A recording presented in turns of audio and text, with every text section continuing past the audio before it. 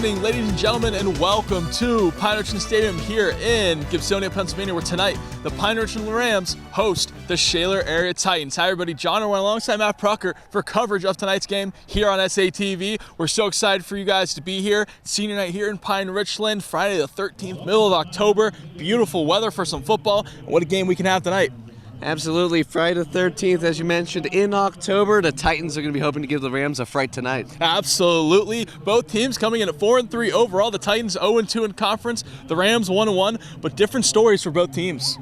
Yeah, you take a look for both teams. Pine Richland had a great win. You can talk about that a little bit more, but the Titans coming off of 3 straight losses. Their last one to North Hills, and it was just one of those games that you felt that the Titans let get away from them. And it started basically off of turnovers. A lot of their points, nearly all of them, came off of Titan turnovers. And when you take a look, it's going to be something that they're going to want to clean up going forward. And in this game against a team like Pine Richland that you know is going to be great, you've got to be as good, if not better, than Pine Richland tonight. Absolutely. Like you said, they definitely would want that game back. It puts them at 0-2 in the conference. But like you said with Pine Richland, they just beat the Central Catholic Vikings 26-19. And I mean, for Coach John Ladon and the Rams, I mean, you got to be as excited as can be to upset the #1 team in 6A, top 5 in 6A in the state of Pennsylvania. You got to be pretty pumped up. It doesn't count towards your conference, but for confidence boosters and momentum, that's what you needed. Again, Ethan Pilar last week setting WIPIO records, 56 carries, 300 yards, 3 touchdowns. And that's just something you just don't see. A very special performance from him, and you got to be feeling he must have had a pretty good ice bath after that one because he had to have been sore.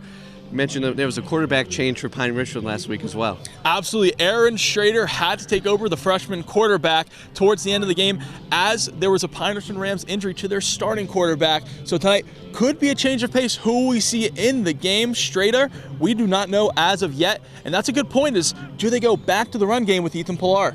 I think you have to. I mean, you have a guy that's had his career day torching the Central Catholic Vikings, the best team in the WIPIO.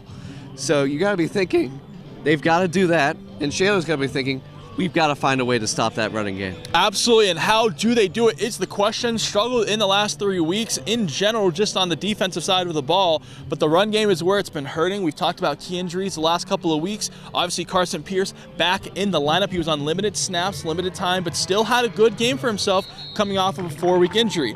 Now again, Joe Giraspoli not in the game tonight for the Titans. Who will step up and be the guy? We are not sure. For the Titans, what do they have to do to stop Ethan Pilar and just the Pine Richland Rams in general? I think you've got to commit to stopping the run. I mean, you're going to give up some pass plays, but when you think about a guy that's run for 300 yards the last week, carrying the ball 56 times, I mean, he was over 80% of their offense last week alone.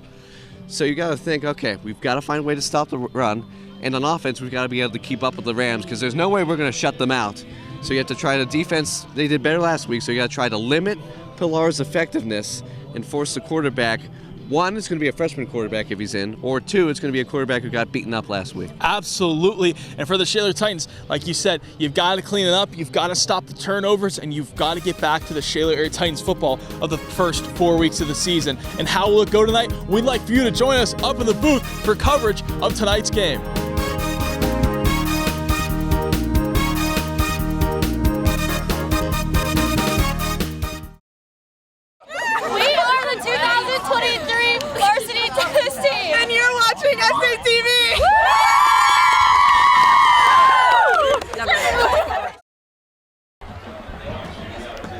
And welcome back up into the booth for coverage of tonight's game here in Pine Richland. John Irwin and Matt Prucker here for the coverage as the Rams host the Titans. And on senior night, we could have a good game for ourselves here. Yeah, we're taking a look, and one of the things that is often talked about is a team comes off a massive win. And often, even if they don't plan to, this is a trap game for them. We've got that feeling. Shaler's got to have that feeling. Mentioned earlier, 0-2 in the conference, cannot afford to go to 0-3. And they're going to have to pull up all the stops tonight. And going against the Pine Richland team, Ethan Pilar, we're going to have to say his name a lot, especially if he has anywhere close the amount of carries he had last week. And so for the Titans, it's going to be a game that defines their season. Yeah, I think this is a game defining. I think for both teams, you can see this in the same way, where the Titans, you've got to win out. You've got to bring this one back into the win column. And for Pine Richland, like you just said, last week beating Central Catholic 26-19. Pillar, an amazing stat line, obviously setting WIPIAL records. But you can't come off of that and expect this one to be any easier. Coach John Ladon said, we go into every game knowing that it's going to be a fight regardless of the outcome. And I think that's a perfect way to put it. Yeah, and Shaler's got to come out with the same way. The last 3 weeks have been nothing short of a disappointment, but there's always the next game. For this Titans team, they're going to get the ball first. It's time for them to make a statement. How about opening drive touchdown? Would really get put the Rams on notice. Yeah, big, strong play again. Signetti and Orga back there for the Titans. Looking for something big here to start off this game. And we're about to get underway here in Pine Richland. As Argero gets things underway here in Pine Richland on a Friday night. It'll go to Signetti. He's going to fair catch it. And it'll be a touchback. And now here's where things get started for the Titans. It'll be an interesting play here, or excuse me, it'll be an interesting drive here, opening drive. You know, we've seen the struggles from Keegan Schmatanka, 6 interceptions in the last couple of games, 2 pick sixes. And, you know, we saw him be the #1 guy in the WIPIAL. He's fallen to, I believe, 4 or 5 in that area, retrospectively. You're going to need to see something more for him tonight. And you'd also like to see some more from the running game. They've tried something new. They put in Brandon London last week instead of Razzo after his fumble. But we're going to take a look at who's out there right now. It's going to tell a big story. And it's going to be Razzo in the backfield to the left of Schmatanka. It'll be a quick throw out to DiSabato, looking for something. And he'll get a couple of yards after the initial catch. And Brandon London's out there at tight end, so nothing too crazy to start from the Titans. It'll be a gain of 5 on the play. That's a good first down play. The screen pass always has the potential to break for huge gains, and there DiSabato was patient, looking for something to open up. It didn't, but he was able to get a 5-yard gain. You don't take that on first down just about every day of the week. And again, same thing with Joe DiSabato. Such a prominent player in the WIPIAL. He was #2 at one point in receiving yards, and has fallen to around the 4 or 5 spot in the last couple of weeks. And they're going to hand it off to Razzo up the left side, but get swarmed by a bunch of Rams, and they bring him down. It'll be a loss of 2 on the play. And that's a big statement from Dustin Edwards and that defensive line of Pine Richland. Yeah, this game looks like it's going to come down to who can run and who can stop the run. And right now, if the Rams can force negative plays, it makes it a lot harder on this Titan offense to convert third down and longs. As now it takes them from where it would have been a 3rd and 5. They just didn't gain any yards. Now it's back to a 3rd and 7. The extra 2 yards adds that extra bit of difficulty. And I think third downs are going to be big for the Titans on not just conversions, but just for confidence. Can you be the team that moves yourself into a better position? Schmatanka looks quick, looks for a dump over the head for Razzo. It'll be incomplete just over the head. And again, those are the ones that we saw from Keegan Schmatanka that just haven't been made these last couple of weeks. It'll be a 4 and out for the Titans.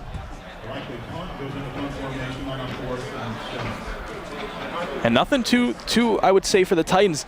Didn't really look anything to go deep there. Kept it within the short game. And that Douglas punt is going to have to move him back a little bit. And it's going to take a Shaler roll. He gets a good roll. It'll be just short before the 40-yard line. They're going to put it at the 41. And that's where the Rams will take over. And again, we talked about earlier, who would be the guy who's going to start for the Rams? It would be Cannon Huffman or Aaron Strader. We've been told that Strader's going to get the start, as Huffman, again, last week just got banged up a little bit too much against the Vikings. We'll see who takes the field here for the Rams.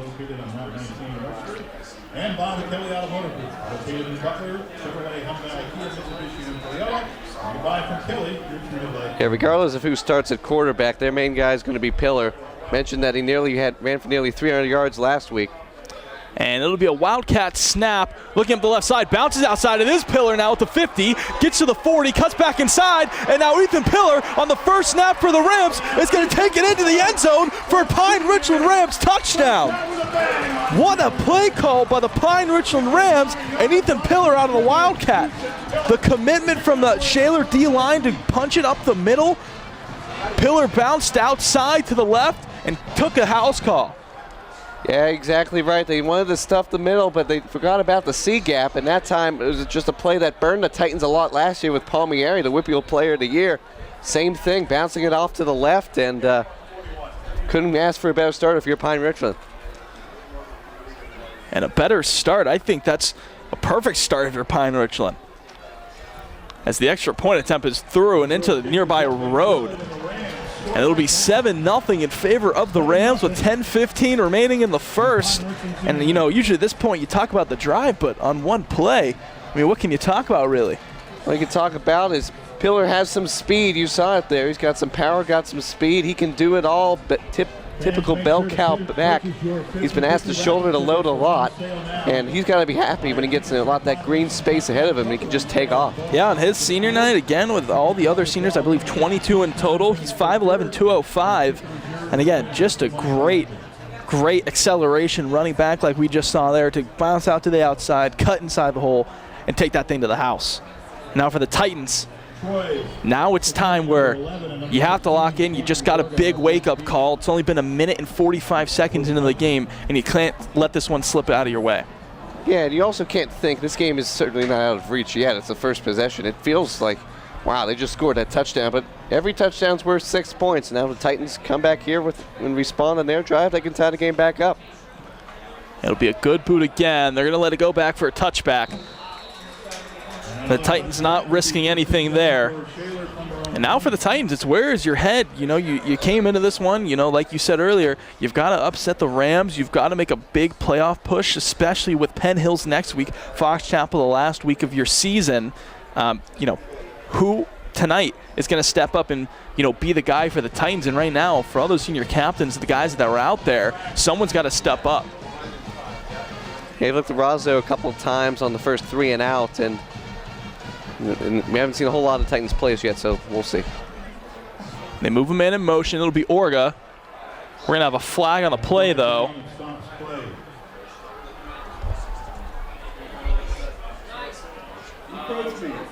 And it'll be on the defense now. It was an encroachment penalty, so what we've seen from the Titans the last couple of weeks was that yellow flag that's hurt them and caused them so much trouble is now not against them. It's against the Rams. It'll be a free 5 yards. And with that free 5 yards, you got to make sure you take advantage of it. Now, first down and 5. It opens up things here. You can go for a run, of course. You can look to the air. I mean, you don't have to go deep. An extra 5 yards gives you essentially another half down if you want to think of it that way. So it'll be a 1st and 5 from the 25-yard line for the Titans. Schwenk going to take his time, move Razzo out. It'll be a snap he took into his hip. Looking for something. It'll be a dump over to Orga, I believe, and he's going to get the first.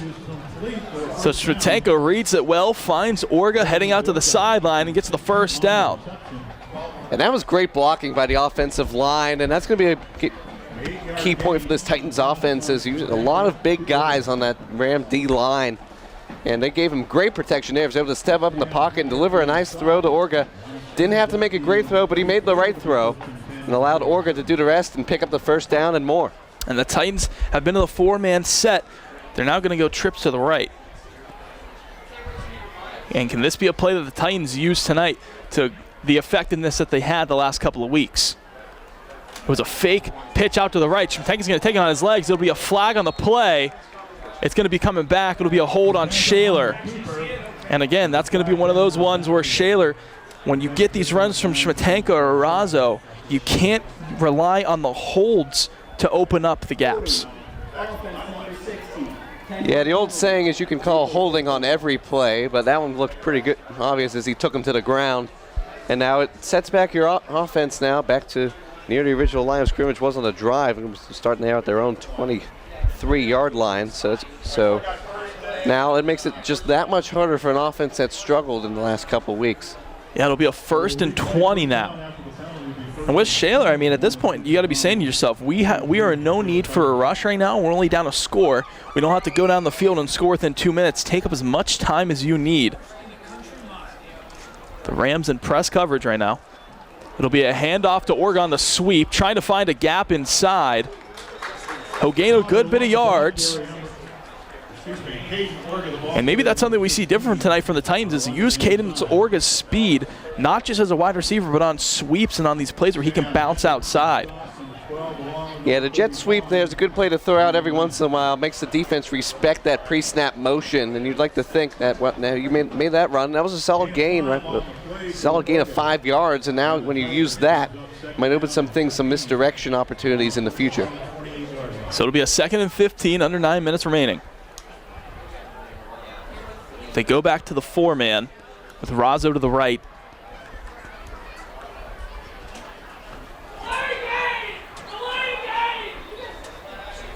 And we're going to have another flag on the field. It'll be a delay of game on the Titans. So 2nd penalty in the last couple of plays. And that just wipes out the previous play, and that's just the lack of awareness. You got to be thinking, all right, you got to be taking a look at that play clock. 5 seconds left, we got to snap the ball, and just a bit too late there, and they're going to get the delay of game. So now a 2nd and 20. Back to where you started. It'll be the same formation for the Titans. Smetanka looks left initially, feels the pressure. He's going to bounce out to the right, try and evade, but a great tackle there. Wrap-up tackle. It was Grant Pillar on the tackle there. And that's textbook.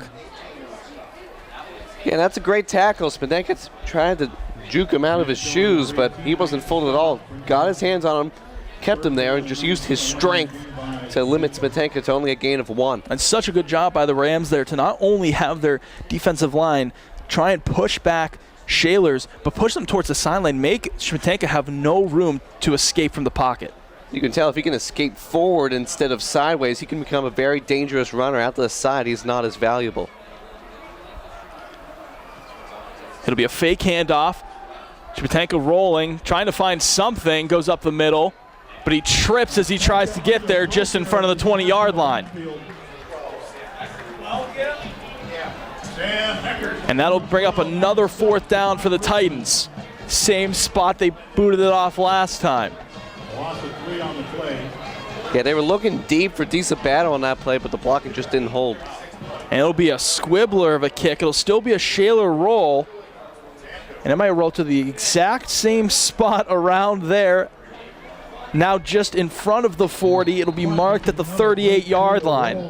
And for the Shaler Titans, what do you have to do different on defense now? Well, you can't give up a touchdown on the first play. I mean, it was a great play design, able to give Pillar room out to the left. But the problem was for Shaler is that they had no one there no lane to try to get Pillar to cut back. So they tried to storm the castle, putting it up the middle, but that didn't work for them this time. So any result on this drive would be better if they prevent an opening touchdown. They're going to go back into it. It'll be a handoff to the left side. And it'll be Hill Wrestler up to the left, gets dragged down in the Shaler area zone. It'll be a flag on the play now afterwards. And it was Tellen Wrestler, excuse me. But what was the flag on and who was it on?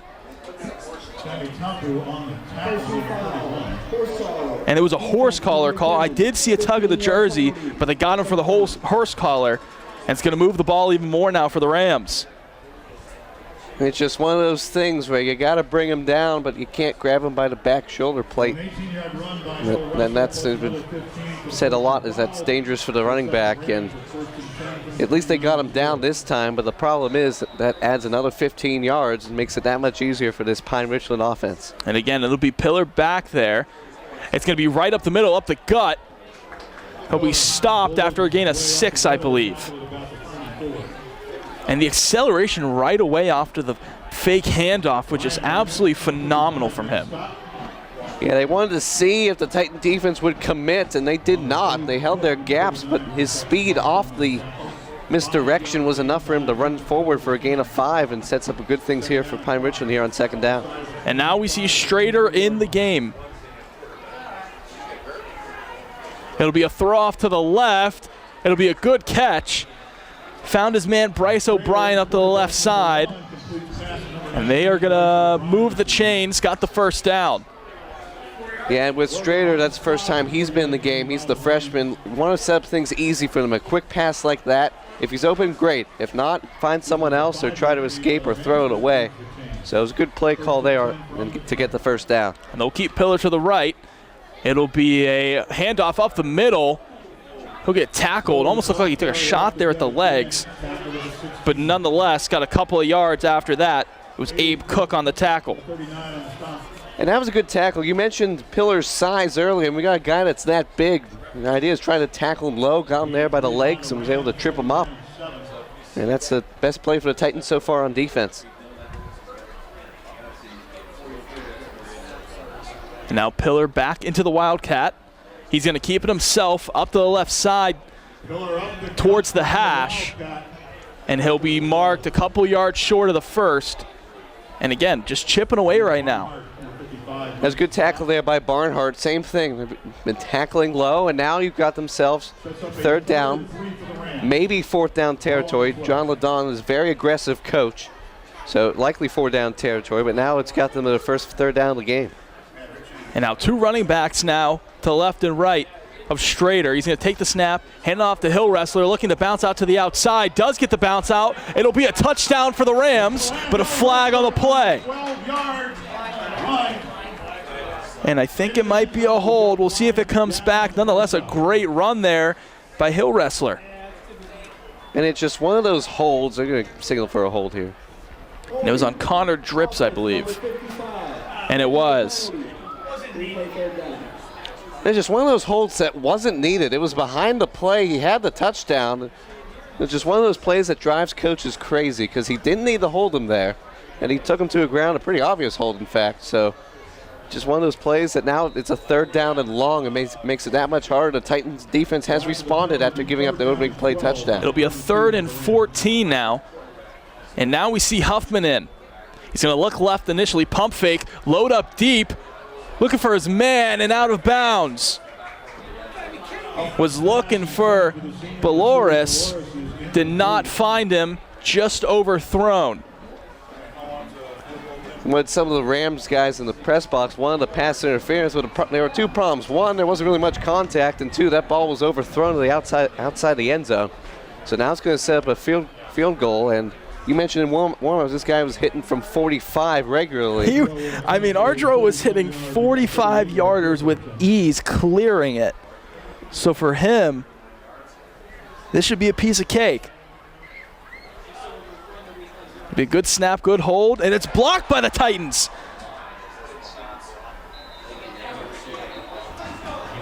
Wow, so a blocked field goal.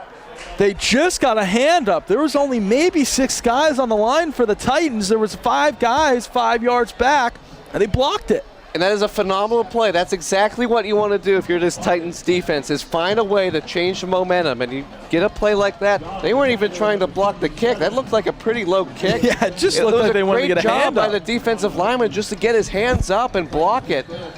So now the Titans get to take over again at the 20. Now you want to see some change if you're the Shaler area Titans. You've had 2 attempts at this thing.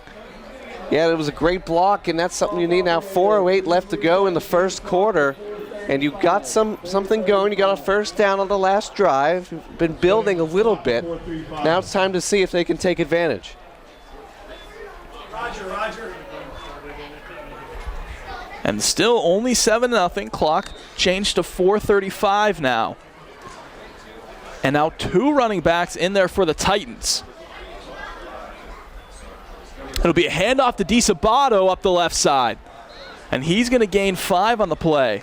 So now a little mix-up now from the Titans, changing things around, throwing their playmakers around into different positions. Did you expect to see that after what we saw last week from Brandon London? Well, it seems like they're holding semi-open tryouts in the running back position, and with DiSabato's speed, he's a dangerous weapon. It reminded me a little bit of Deebo Samuel with that handoff, but it's something that you want to use every once in a while to make the defense pay attention to it. But at the end of the day, he's a great wide receiver, and I wouldn't expect him to be there for long. They're going to move Orga in motion, hand it off to him on the sweep. Now trying to cut back, but he's going to get wrapped up and lose yards on the play. It was a great wrap-up tackle by Tanner Cunningham. And he read it the whole time. He's actually going to get back to the line. So it'll be a 3rd and 5. And again, for the Titans, you have to convert here. You're 0 for 2. And on a 3rd and 5, you cannot, or I should say, you have to be aggressive in this situation, especially because we've seen the last 2 drives. When you're punting out of here, you're only getting it to around the 40-yard line. Yeah, you need to try to find a way to get a first down, and likely this is where they're going to go to the air. They've run the ball a couple of times with wide receivers nonetheless. So now you're going to look to spread out here on 3rd down. It'll be the 4-man set. And that D-line looks hungry from Pine Richland. They force it early, looking for Razzo, and again, just did not find him. Shpatenka not able to get it to Razzo. It would have been back to the original line, and we don't know if he would have got yards after, as it's an incomplete pass. And those are the ones that we said Shpatenka has made all year, obviously exception the last couple of weeks, and now it's starting to become a recurring thing. Now Douglas will get a good boot. It's going to be returned now. Looking for some blocks, cuts back inside. Cunningham gets a good return on it and gets just inside the 44 to the 44-yard line, excuse me. Yeah, now going back to the last play before the punt there on 3rd down, it looked like Razzo wasn't quite expecting it. He was coming out of his route. Shpatenka threw it to him immediately, and as soon as Shpatenka threw the ball, Razzo turned his head. So it looks like he wasn't quite expecting that. I think Shpatenka was trying to find him in stride, and just Razzo, again, not expecting it, wasn't going full pace that he needed to get to that ball. Yeah, now you just take a look at the starting field position for each of these teams. Shaler's gotten the ball average on their 20-yard line, their starting drives. Pine Richland is average on their own 49. So you see the difference in field positions made it easier for Pine Richland. And now Strader, was a fake handoff initially. They're going to throw it out to Bolaros up the middle, 1st down, and got to the 30-yard line. And Strader looks calm as can be back there, the freshman. Yeah, and it was interesting what they've done here. They put Strader in. They're looking like he's going to be their short passing quarterback, and whenever they're going to put Huffman in, they'll be looking to go deep. At least that's how it's looked like here in the early going. And again, they'll keep Strader in, move a man in motion. Pillar will be behind. It'll be a handoff to Pillar up the left side. This is what worked so well for him last time. He'll get dragged down, but he should have got the first, and he did. They're going to move the chains now. Yeah, that was some good blocking by the Rams O-line to set things up, and one of the Titans was complaining for a hold, but he was just pinned between two Ram blockers, and when you can get good blocking on that, it's going to be hard for any defense to stop. And let's see, they'll pull Shaler out of the game, go back to the Wildcat. What's the play here? It'll be a keeper from Pillar, and he's going to get just to around the 11-yard line. I thought it was a handoff too, but he kept it himself, and it'll be a yard short of the first. It'll be a 2nd and 1. Yeah, they've run that option, and it looks like, I think it's technically called inverted veer, where he's tried to just keep the ball and then fake the jet sweep and keep on going, and it's basically like you're running out of the blocks for track. It allows him to get such a startup acceleration and allows him to take off. Now Strader scanning the field. He's going to hand it off to Pillar up the left side with pace and speed on his feet, and just rolls. He'll be down just at around the 2-yard line. And Pillar right now is just rolling with the momentum and rolling with the punches, getting his team into now an even better scoring position. Yeah, they relied on him a lot in the win last week, and goal line territory now. Titans going to have to find a way to stop it. Looks like they're going to keep Pillar in the game here. And again, direct snap. Pillar looking for a hole on his feet, and still on his feet and into the end zone. 2nd touchdown on the night for Ethan Pillar.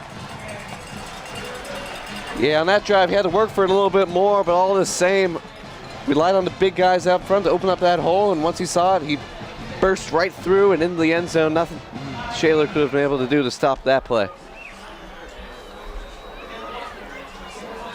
Now Ardro just had his field goal blocked. And a little bit of miscommunication here. I think they're missing a man out there.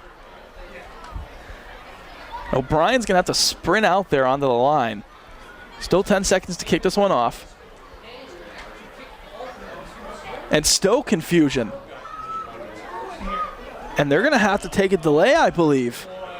They were missing 2 guys on the line, and they're going to have to move the PAT back.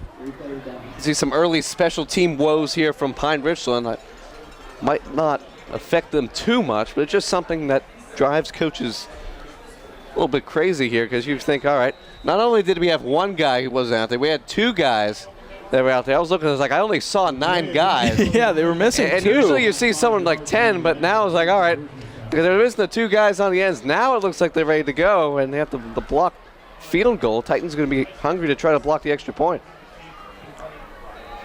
And that one's going to be through, disregarding, obviously, the moved back of yards. It'll be 14-0 with 44 seconds remaining in the first for the Pine Richland Rams, excuse me. And now, again, we've seen 3 attempt drives here for the Titans, not able to make it outside of their own 50, nonetheless even their own 35-yard line. And like you said, the Rams, starting from around the 49-yard line, have gone down 2 scores, obviously barring the missed field goal.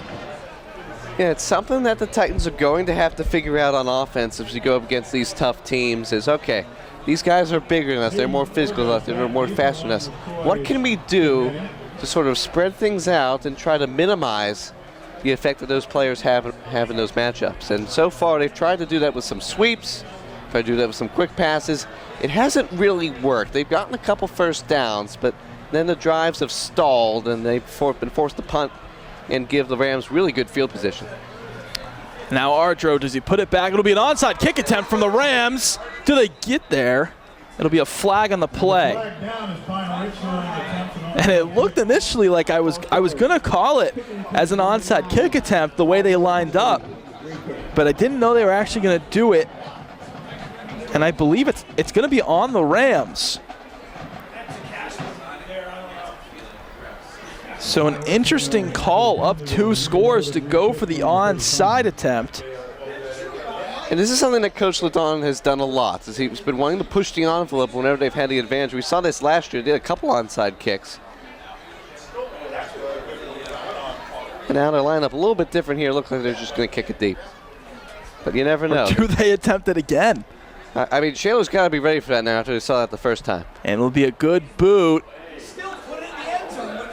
And Ardro now gets it all the way back again for another touchback. Titans take over at the 20.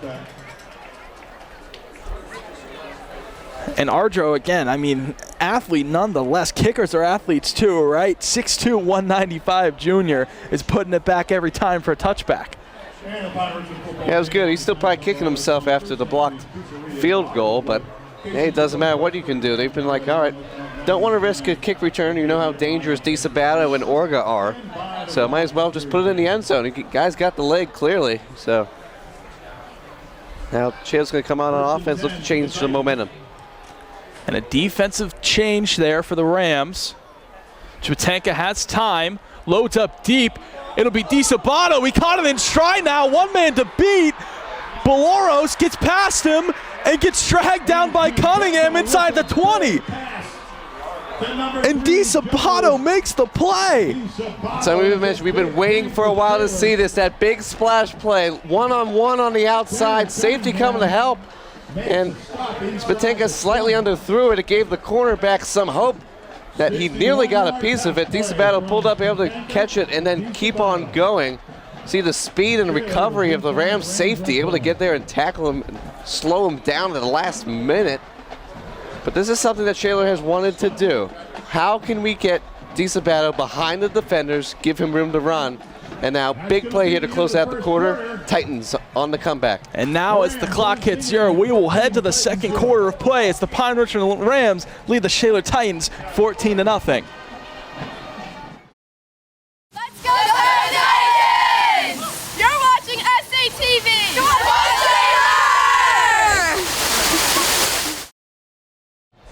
And welcome back for second quarter coverage of tonight's game as we just saw the Titans head into the 20-yard line, 19, excuse me, after a Joey DiSabato completion. First big play, first time the Titans got into the Pine Richland zone, and it'll be a flag on the play, a bunch thrown. And the Titans, I believe, they know it. They're going to move the ball back. And again, taking penalties at times where you get big plays and get the ball down the field with such good momentum, it's just killer.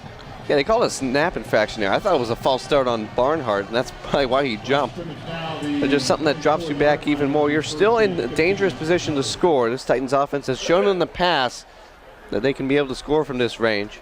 It just makes it that much harder to get the first down and set up a 1st and goal. It'll be a 1st and 15. They move DiSabato in motion. It'll be a Razzo handoff up the left. Stays on his feet, and he'll gain a good bit of yards. And Razzo, again, we saw him working in pregame. He got to the 16, but in pregame, we really saw him working behind his blockers and really saying, all right, I'm going to stick behind you guys, and once I see a hole or a gap open up, then I bounce out. And it was great blocking. You saw the guys were able to get downfield without guys jumping in behind the offensive line. That was a great run blocking there, and if you can allow for that to happen, just overpower defenders. It'll be a 2nd and 7 now for the Titans. It'll be Razzo's the solo man to the right of Schmietenka this time. It'll be a handoff to Razzo. Takes a shot. It stays on his feet, though, somehow. I don't know how he stayed on his feet. He took a shot, spun off of it, and he's still got a gain of a couple yards. I believe he got 5 on the play. It'll be a 3rd and 2. Yeah, he tried to reach out in the end for the first down, but that's one of the things. He's a very physical runner. He is not willing to go down. Yards after contact he's been trying to do. That has led to some fumbles, but whenever he can secure the ball, cover it up, and allows him to get a couple more yards in a situation like this now, 3rd down and 2. And you have to convert here again. You'll get a repeat, or excuse me, you'll get another set of downs if you get it, and it might be a quarterback keep. And it's going to be a timeout for the Titans. They'll take their first of the half with 11-12 remaining. Now let's talk about it. They just looked like they were going to have the quarterback keep and push. Did they decide to change it up or go with it?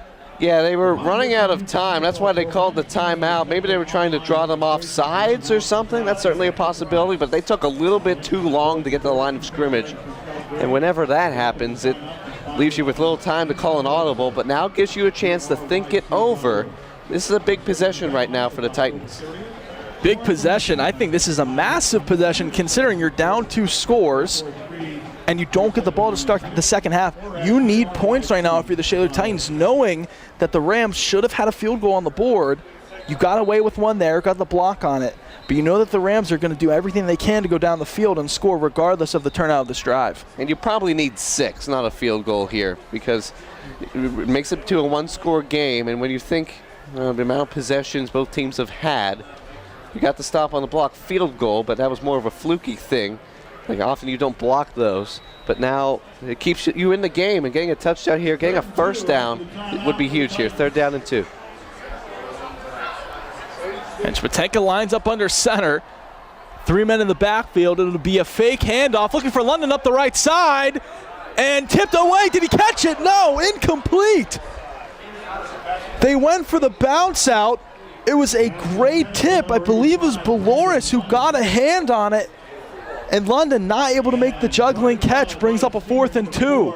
That was a pretty good play call. It got him open. Schmietenka not able to lead him further enough and allow the defender, who did make a fantastic play, able to get a piece of it. And London almost got his hands on it off the tip, but he just tipped it just a bit too far. And it was one of those throws where Schmietenka's like, oh, if I just got a little bit more air under that one, it would have been a touchdown. And a 4th and 2, and Schmietenka's got to get out there quick. They only have 5 seconds to get this play off, and they're not going to have enough time now. He got the snap off. They give it to Razzo. It'll be a flag on the play. It'll, I believe, be a horse collar on the Rams, though. He did not get the first. It looked like he got dragged around the collar area. He got dragged down somewhat awkwardly. Let's see. And it will be on the Rams who are horse collar. And that's huge for the Shaler Titans. You have the face mask there, and that's just one of those where you got multiple Rams in the backfield. No need for the face mask there.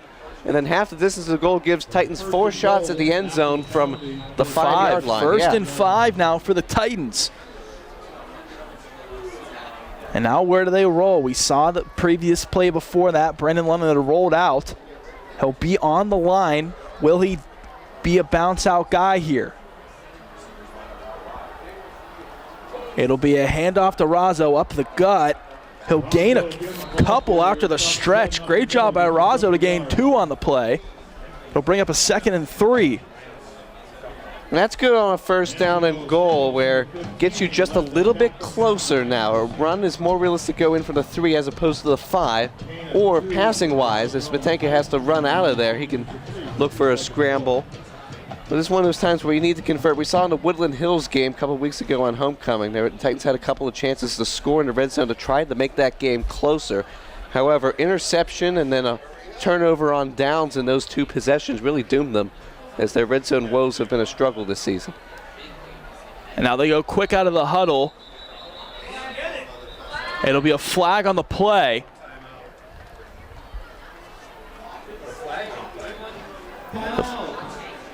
And Shaler takes their 2nd timeout now. Again, not being able to figure out the play and get it off has caused the Titans trouble recently and has resulted in using timeouts.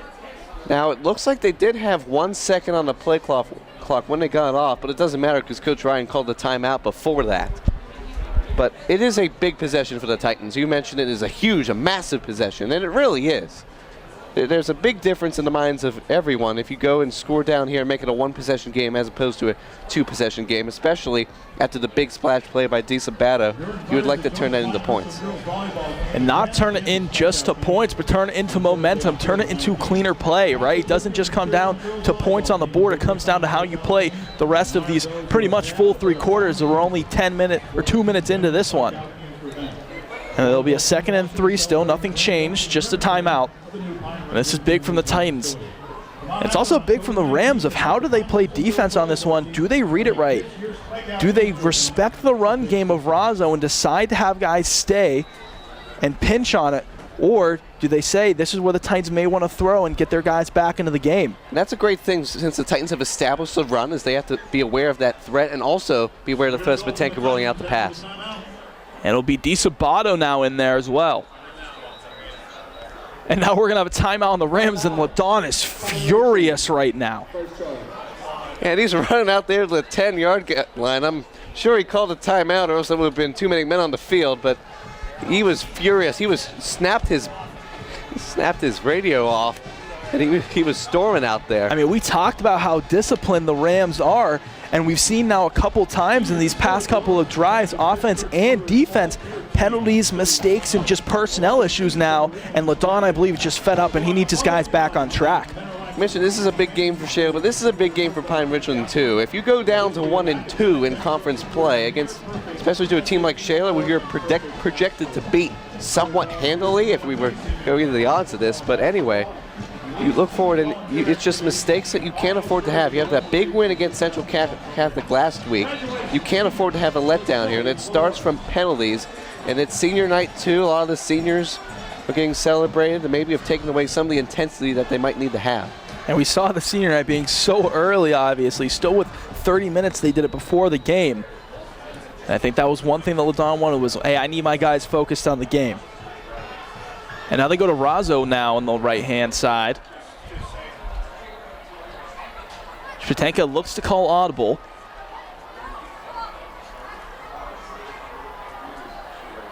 Takes the snap. It'll be a keeper. It looked like it was going to Razzo, but nonetheless, a bunch of Rams in on it. It was Hunter Petzik on that one. Got to Smetanka and brought him down. It'll be a loss of 2. And just a play that just didn't work out for the Titans. Yeah, just a completely busted play there. Razzo got tripped up by the turf monster, and whenever that happens, Smetanka's like, well, I got to try to make something out of this, and he just basically fell forward. Luckily for them, it was only a 2-yard loss. It could have been worse. And now a 3rd and 5.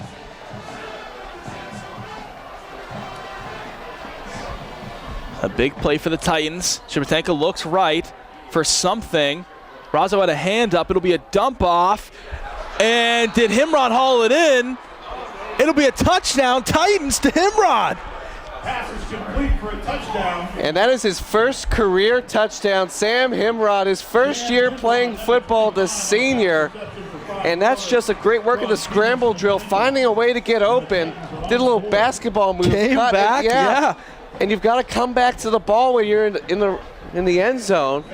And Sabatenka was looking for some help, rolling out right. What great discipline, what great patience to find the open target, and his first career receiving touchdown for Himrod. And they're fired up over there on that Titan sideline. And now Douglas now looking to put the PAT through. Good snap, good hold. And he got it. A little chipper, but it just went over the bar. And now the Titans put a score on the board. 14-7, though, in favor of the Rams with 9:14 remaining. And what a drive we just saw. And does it come down to, did Shaler make the right plays, or did the Rams let that one get away from them?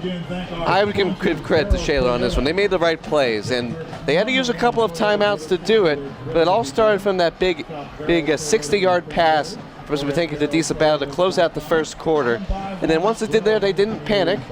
Since they took the 2 timeouts, they thought it over, and we talked about they had to score there, and they did. 14-7, get a stop here on defense. You can get the ball back with a chance to tie up the game. Yeah, still 9:14 remaining. It'll be Shaler's first kickoff of the game. And Cunningham and Ressler will be back there. And does Douglas keep it on the ground is the question. He'll give it a good boot. And Cunningham's going to have to travel back into his own end zone. It'll be a touchback, though.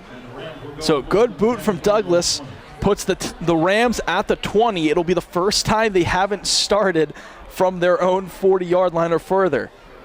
That can make a big difference, as the field position game is not viewed upon as great as you take a look at the splash plays there by DeSabato. But when you're pinned in your own end, you got to change things up a bit, because you have to be like, all right, instead of maybe a 6-play drive, and now looking at 8 to 10-play drive at minimum. And they'll go to the Wildcat here. Pillar back there.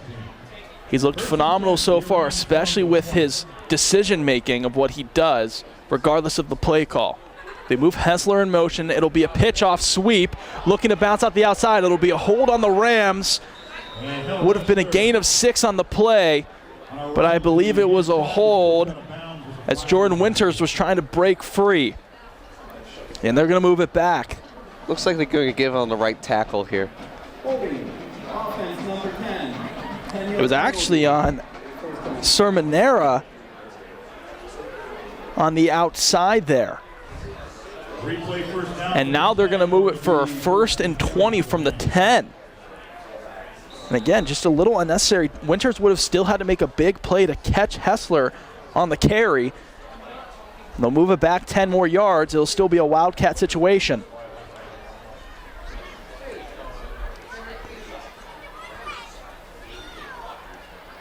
It'll be a Pillar keep. He tries to bounce out, and he gets a good couple of yards. Actually, I say good. I mean a great couple of yards. It'll be a gain of 8 on the play.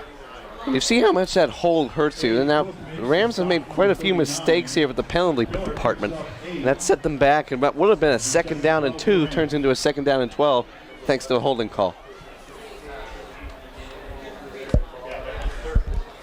And a little bit of switch there from the defensive side of Shaler.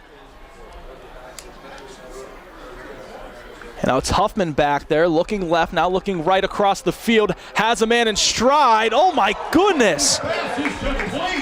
It was a great catch, but a tough haul in. And by great, I mean that was an amazing catch. In stride, took the shot. Bryce O'Brien just short of the 45. And what a hit. You knew he was looking for deep because the way that he dropped back and looked deep down the field, but good awareness and ball skills, able to catch the ball and took a big shot from, I believe, was Cook. He was able to hold on, and that's a big play, something that the Rams needed. And now they keep Huffman, they're going to go back to Pillar. It'll be a Pillar keep up the middle, now bouncing inside, gets past the 50, now to the Shaler 45-yard line. And it'll be a 1st down and move of the chains. And after just one play from Huffman on the drive, just a big momentum swing and a huge game changer on this drive for the Rams. Now if you tighten defense, you got to find a way to stop the bleeding. A couple of 1st downs here in succession. Great blocking there once again. You got to find a way to get into the backfield. Be 3 men to the left. It'll be a Pillar keep, looking up the middle now, still on his feet with space, and Winters is going to drag him down, still getting the 1st down, though. and Pillar right now is carrying. And you say last week, will he continue the carries he got in the 56 that he had last week? And it looks like he's not just going to be on pace or around that number, he's doing it with the same confidence against the Titans. Yeah, back-to-back carries of 10-plus yards, and when you take a look at what he did last week, no surprise that we're going to be able to go to him. Now, it will change here as he's going to go, and they're going to switch up personnel. It'll be Huffman. It'll be a handoff to Hessler now. Finds his gap, getting chased down by Pierce. Cuts back now.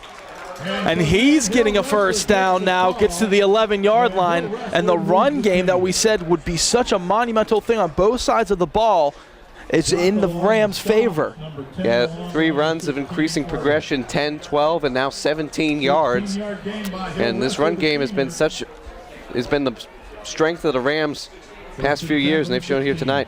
And Huffman again, it'll be a handoff to Hessler, trying to bounce out, now cuts back inside, great spin move, but dragged down by Shaler Titans. Ehrenberger was on the tackle. That time was a good job holding their gaps there. Cutback player for Shaler was able to force him to spin around, and when he spun around, he ended up going backwards into his right where we started, and then had to fall forward for a loss of 1. And now this can be a dangerous play for the Rams, as they're going to keep Huffman and Pillar back there. Huffman's going to keep it himself, look right across the middle of the field, and almost intercepted just out of the hands of Abe Cook. He was looking for Aiello across the field, and Abe Cook got a hand on it. I believe Tapu might have got one too initially, and it brings up a 3rd and 11. You mentioned pregame, who's going to step up? We've called Cook's name quite a few times, and that pick would have put the Titans in a great spot. It was one that you didn't think you had to make. I mean, taking a look, there were multiple Titan defenders in the area, and it was a very risky pass. He was lucky that wasn't picked off. Now Pillar in the back. It'll be a pitch out now. It's Boloros now on the take with speed. Has to jump over his own man. If he didn't have to and stayed on his feet, it would have been a touchdown, but gets the first nonetheless. It looks like the linemen were patient there to wait until he got the pass off to move upfield. And that was one of those plays with a little misdirection, able to cut back to the right, and that created some space, and now it's going to be a first down goal for the Rams. And it was a great play call as they keep Pillar in now. From the 4, they move 2 men over in motion, back to center of the line. It'll be a Pillar keep to the left, and immediately takes a shot. Goodness me. Pillar was looking with the full head, and Abe Cook again came out of nowhere to deliver that shot. Yeah, anyone catch a number on that train? You did. That was Abe Cook. That was a massive hit. Pillar was not expecting that at all. And I mean, just broke through the line. He was even shaken up after the play. And Abe Cook right now with a full head of steam is making a name for himself for the Shaler Titans defense. And I believe it'll be another timeout. I mean, Abe Cook on that one, I'm a little speechless because we've seen Pillar look like such the strong running back he has looked like. Take a shot we did not expect from Abe Cook of all people. And you see what happens when you don't block guys, allow them to get downhill speed, and even with such a great running back as Pillar is, he can't do anything about that. And now he keeps it again up the middle, still on his feet, looking for a stand, and a bunch of Titans hold him off about 2 yards before the play. Pillar was looking for an extra 2 yards push if he had it. It'll be a 3rd and 2 now. Clock hits 4:35 in the quarter. Titans looking to make a huge goal line stance. The Rams are going to reconvene here, figure out the play call real quick. It'll be straighter out to the left now. And now Shaler's going to take their final timeout of the quarter, figure this thing out, talk things over, because if you can make a stop here, this is a big turn. Yeah, as big as it was when the Titans had their opportunity in the red zone beforehand, and now on defense, it didn't like what they saw. You mentioned it was interesting. They have Strader on the left side.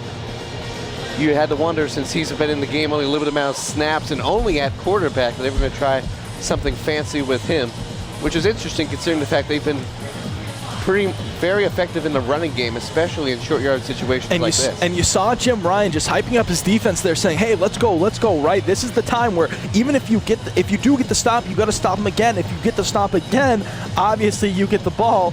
Obviously, if they don't make the field goal, of course, but holding them to a field goal is huge." And even if the Rams score here, I know it'll still be then 20-7 and then PAT.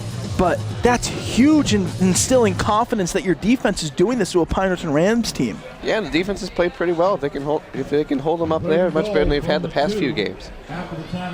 And Pillar's going to be in there. We might see one guy break off, though, the line.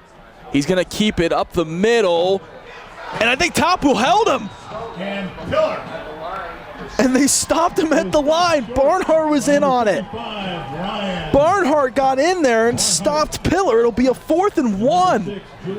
Monumental play coming up for the Titans, and you saw him with speed, able to get through, but you saw the no-quit attitude of Barnhart and the Titan defense, able to stop him. That's 3 stops now on this goal-to-go set of downs, and now big play coming. The Titans can get a stop here. They can look to change the tide. Still a good couple of Titans back there. Pillar's going to keep it off to the right, finds it, touchdown Rams, and that's what Pillar was looking for the last couple of plays, and he's going to feel a little bit of a sigh of relief knowing that all that wasn't for nothing. It'll be his 3rd touchdown on the night with 3:41 remaining, 20 points now for the Rams. But maybe something from the Titans. We haven't seen stances like that from the Titans defense as of the last 3 weeks. Yeah, to go up against a Rams team that has been red hot as of late, and now with the extra point. And Argero puts it through like it's nothing. 21-7 favor of the Rams, 3:41. Titans still have time here to run this thing out and maybe try and put some more points on the board, though. Yeah, 3:41, enough time to get something going. And then something from the Titans team we haven't seen, as you mentioned, some fire a little bit here. That stop would have sent the bench into a frenzy of excitement, but you take a look here, not the end of the world. 21-7, enough time here to make a comeback, and would have liked to see them get the stop there, of course, but if you can find a way, they found it with decent battle there the last possession, and find a way to get into the end zone, preferably take some time off this clock, you're looking at a ball game that can easily go the Titans' way. Absolutely.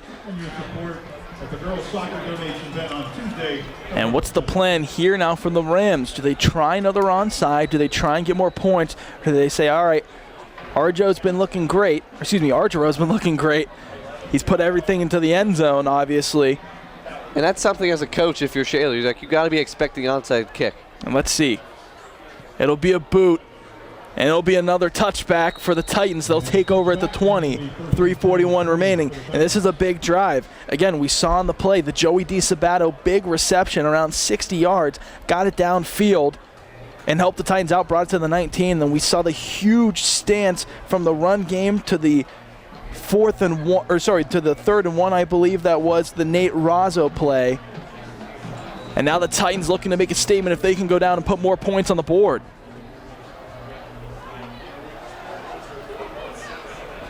They move a man in motion. It'll be flags multiple on the play. It was DiSabato on a sweep motion. It'll be against the Titans, though. And not a good penalty to take, especially when you're at your 20-yard line. It'll move it to the 15 now, 1st and 15 for the Titans. And the Titans just hurting and shooting themselves in the foot, not able to start with a 1st and 10. Yeah, it's just one of those things, those pre-snap penalties that you want to try to keep to a minimum. And now 1st down 15, that likely changes what they were going to end up doing. And only a second take off the clock there. And it'll be a 1st and 15 now for the Titans. Titans looking to go down and make a statement. The Rams trying to make a statement themselves and say, listen, this game's too close, as we're going to have another blown whistle. And again, I think is on the Titans. And a false start again. 2 penalties on 2 plays in a row. Yeah, both of them false starts. As Coach Ryan just shaking his head over there on the sideline, and now you're backed up even further. 1st and 20 now from the 10. Likely changes once again and that pre-snap motion again, and it's something that they might want to change things up there, because last couple times they've tried it have resulted in false starts. And if you're the Titans, you've got a lot of ground to cover, not to just get into the zone of Pine Richland, but to get a first. It was a low snap. Schmatenka loads deep. DiSabato now, he'll have to come back to it, and he caught it. Still on his feet now at the 40, getting chased down by Cunningham, still on his feet. And now Joey DiSabato gets the ball down to the 25-yard line. DiSabato, a one-man wrecking crew running all around these Rams defenders, and right now they don't have an answer for the deep ball. Cunningham on 2 plays has been on the chase of Joey DiSabato and not able to bring him down initially, giving DiSabato an extra 5 to 10 yards. And the Titans on a 1st and 20 go down 70 yards, I think. A massive play, and you take a look, just his speed and his quick release, his deep route running is just superb. And now for the Titans, you're in the driving seat. You control your destiny on this play as they give it to DiSabato. He'll get a good gain of 5 on the play. It'll be 4, I think, actually. Might as well keep going to him. He's been your best player tonight. And you take a look at something like that. They finally got the play off there with the jet motion to the left, and that was a good play for them. It set up some things, and now the Rams are going to have to respect that. They've got their eyes locked in right now on number 3. And one thing that, again, we've said for the last couple weeks from Razzo to Schmatenka is holding on to that ball. This is now a moment where you can go down and put points on the board. You do not want to give up the ball at all, especially with 2 minutes and 15 seconds remaining. And now Schmatenka, shotgun, he gives it to Razzo up the left. It'll be a pitch off to Orga. It was a little busted play. It'll be a loss of 1 on it. It'll bring it to a 3rd and 7, I believe. It would have been a good play, but a great read nonetheless by the Rams. I believe it was Nindal who came in there and got the tackle.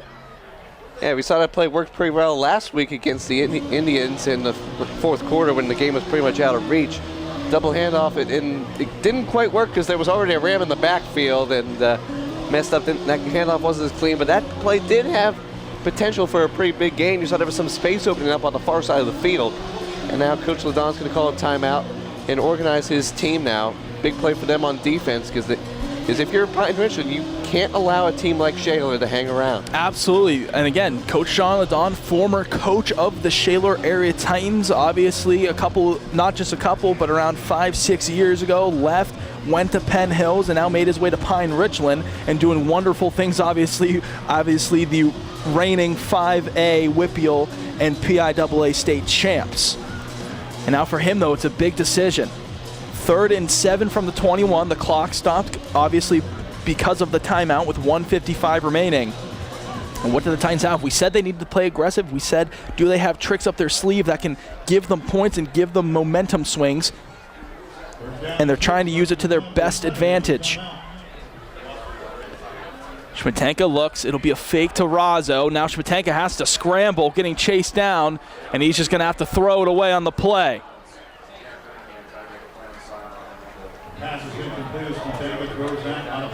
Yeah, looking like London was open there at the beginning, but Schmatenka had pressure in his face almost immediately. He had a rollout right, and by that time, London wasn't open. And that makes for an interesting call here on 4th down. And it'll be a 4th and 7 now for the Titans at the 21. Obviously a turnover here, or just not getting the first. The Rams would have around, considering it might be a 8-second play, of around 1:40 to maybe do something with the ball. And it was a quick change of personnel. They had a man running off quick as Schmatenka looks left, now scrambles left, a lot of field in front of him, trying to find someone now. Getting chased, cuts back inside, no flag for a hold, gets a good block, throws it deep in the end zone for Orga, and out of bounds. Schmatenka was scrambling everywhere to try and make the play and find Orga there, not able to, and it'll be a turnover now on downs, and the Rams take over with 1:34 remaining at the 21. And what was interesting there, it looked like vintage Russell Wilson there. Ooh, Russell Wilson. Yeah, he had Russell to get Wilson. that one He was off. running around and he flicked it. And if he was just able to put it a little bit closer, he might have gotten the pass interference. I was just going to say, if that was just a maybe yard or two more from the back of the end zone, that could have been a push off. Yeah, because the Rams corner was not looking at the ball. So he ran over Orga, but it didn't matter because the pass was overthrown. And now Strader's in there in the backfield. He takes the snap, looks left, throws it towards the sideline. It'll be a good catch by O'Brien, and he gets to around the... It'll be a snap looking across the middle, now has to scramble, feels the pressure from Brandon London, and gets in on the sack. A big one from Brandon London. Now 1:05 and rolling. That's a big play there for the Titans on defense. Cannot afford to go down by 3 scores. And now 2nd down and long. And they're going to keep Strader in. No Wildcat yet for Pillar on this drive. It'll be a low snap, now looking right. Brandon London on the chase. Now he's going to keep it himself, and now Strader on his feet past the 30. Makes a huge dive. He'll get just short of the 40, though. Amazing acceleration there from the freshman. But it was a great job there by the Titan defense to force him to the middle of the field, so they had to use their last timeout. Now 38 seconds leaves them maybe 2, possibly 3 plays to get to the end zone, and where they're out in the field, that's going to be hard for them to do. And you mentioned that they haven't gone to Pillar out of the Wildcat, and you just don't have time to run the ball right now. And Strader, again, has still looked very comfortable back there in the pocket, especially on that play, feeling Brandon London come to the right off the block and just said, all right, I'll keep it. He knows he has the speed. We didn't know he had the speed. We just saw it, though, and went from a 2nd and 21 to a 3rd and 6, a gain of 15. Yeah, they got some good pressure again, and now it's trying to think is you're at the young freshman in there, you're trying to make him make a play, and by that, also by proxy, make a mistake. And now 38 seconds to go. Strader is got to keep his head of, all right, we're up by 2 scores. Getting another touchdown would be great, but you know what would be even worse? Throwing a pick 6 or turning the ball over. And that might be the play by LaDon. Again, you said he's aggressive, though. It'll go to Strader looking left across the field and tipped up out of in the air and out of bounds. It was Orga on the coverage. If that would have stayed in play, that could have been anyone's ball. And a 4th and 6 now with 35 seconds remaining. They'll bring out the punt team. That was exactly the kind of thing they wanted to avoid, and luckily he threw it as early as he did. If not, Orga was gone. He was going to be in the house over the pick 6. I'm just trying to see the personnel because we saw the onside kick earlier. Could you see a fake punt here from John LaDon? Yeah, you never know with Coach LaDon, but you'd like to think he'd play it safe. Now Ardro, good snap. It'll be a squibbler, and Orga's going to let it roll. What a great roll, though. Pine Richland roll all the way to the 11-yard line. They'll put it down now at the 10. It'll actually be at the 11, sorry. So now 23 seconds remaining. Pine Richland up 21-7. And it was a great punt, squibbler. And now the Titans have to take over from the 11-yard line on a 1st and 10 situation. And you presume you're probably going to run this one out. Probably. And if you're Shaler, you're okay in this situation. You would have liked to be able to get something out of that last drive after another phenomenal route and catch there by DeSabato. But down by 14, this isn't impossible. This team has come back from deficits in the past, and now they're going to line up in the Neal formation here and take this into the half. And what will we see come the second half as the clock is going to hit 20 and roll? We said the Wildcat might have been the play continuing for the Rams. We've seen it kind of disappear a little bit. Strader stayed in. We saw Huffman make his way back into the game, make plays, and the Shaler Titans are trying to make a statement here at Pine Richland as the clock is going to run out here in the first half with the Pine Richland Rams leading 21-7. Enjoy the performance from the halftime band, and we'll see you back here for coverage of the second half of play.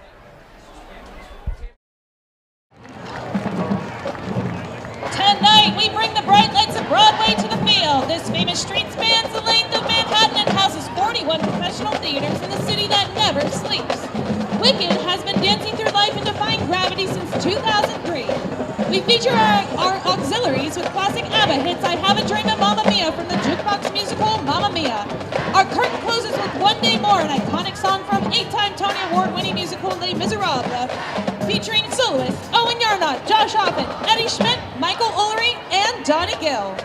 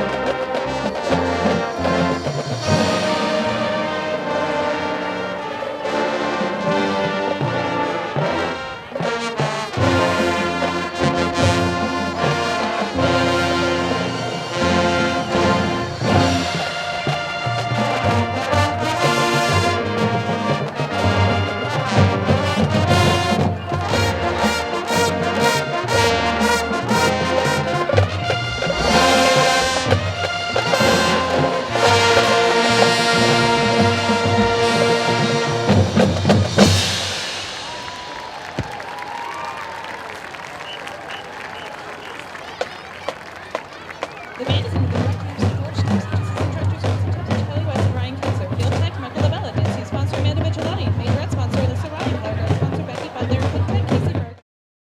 The 2023 Softball Slow Pitch League, and you're watching SATV!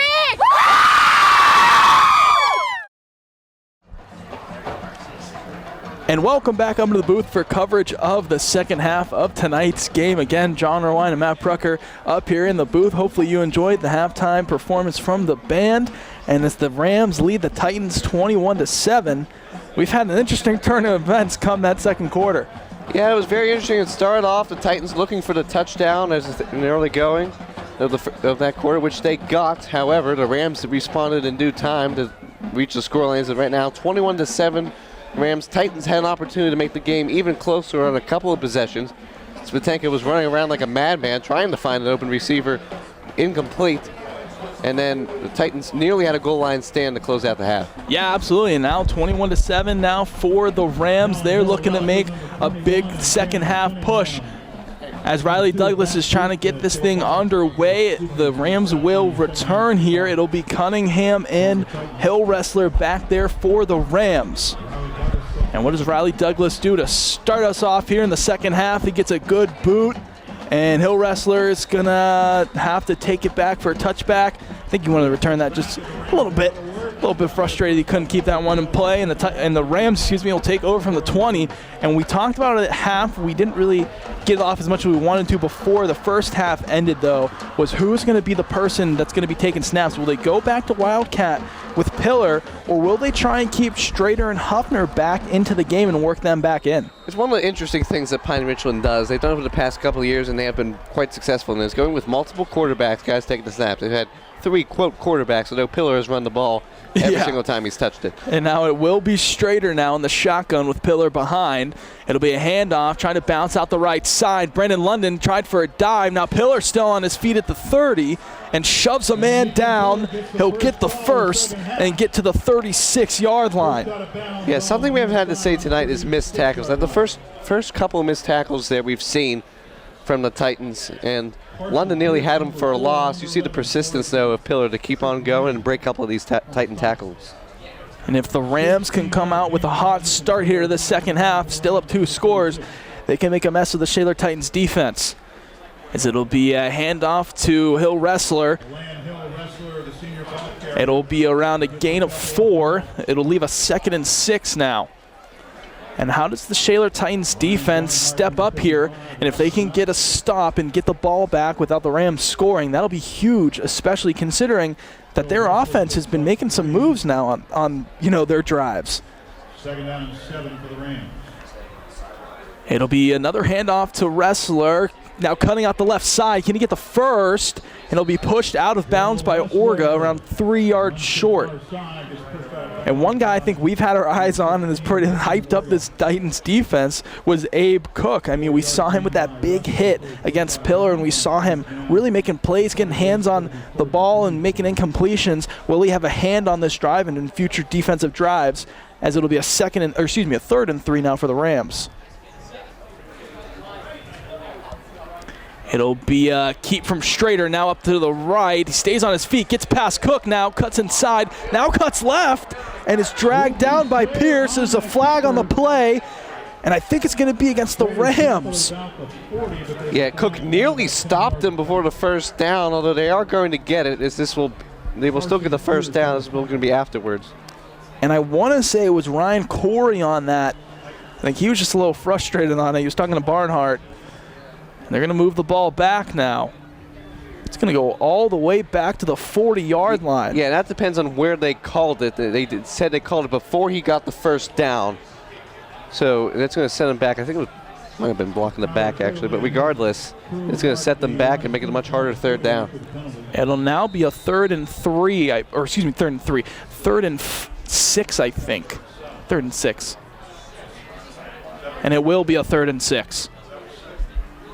And again, Strader using his legs to make first downs and big plays, but a penalty brings it back. And a big 3rd down here for the Rams. Strader looking left, now goes to the sideline. It was a great catch. O'Brien hauled it in. Bryce O'Brien has looked solid as can be for the Rams, getting those first down towards the sideline and making Strader's job pretty easy on there.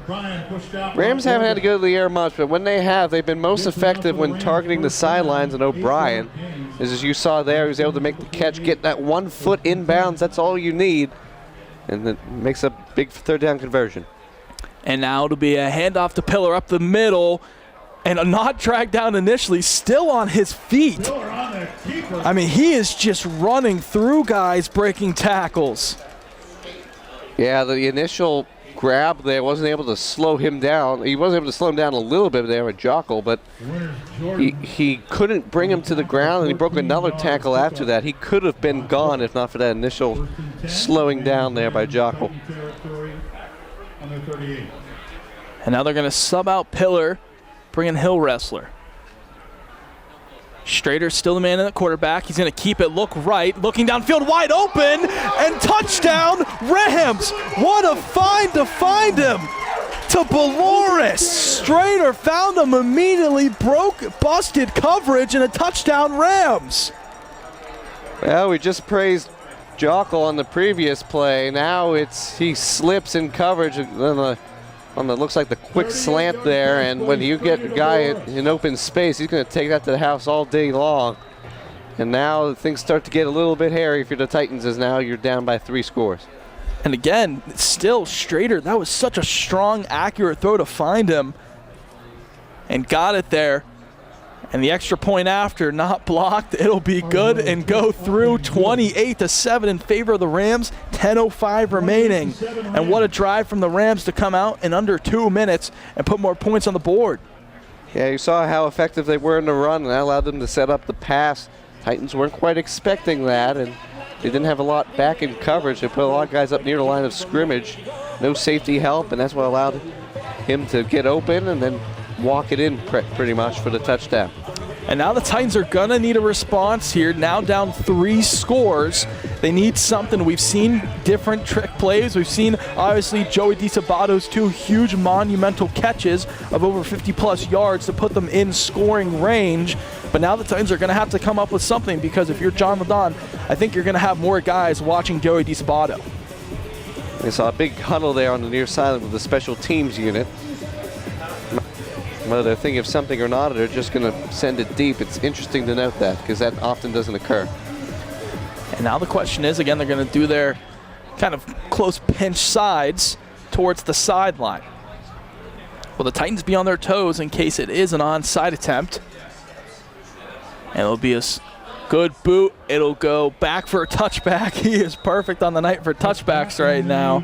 Obviously would have had a good onside kick had it not been brought back. So the Titans take over from their 20 with 10:05 remaining. And what do we need to see from the Titans now that's really going to bring them back into this game, especially because they went out in the half with a good bit of momentum, but now they need to really restart.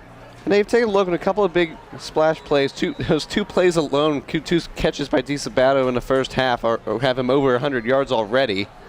And they're likely looking for him again. They've been the Titans' 2 best plays of the night.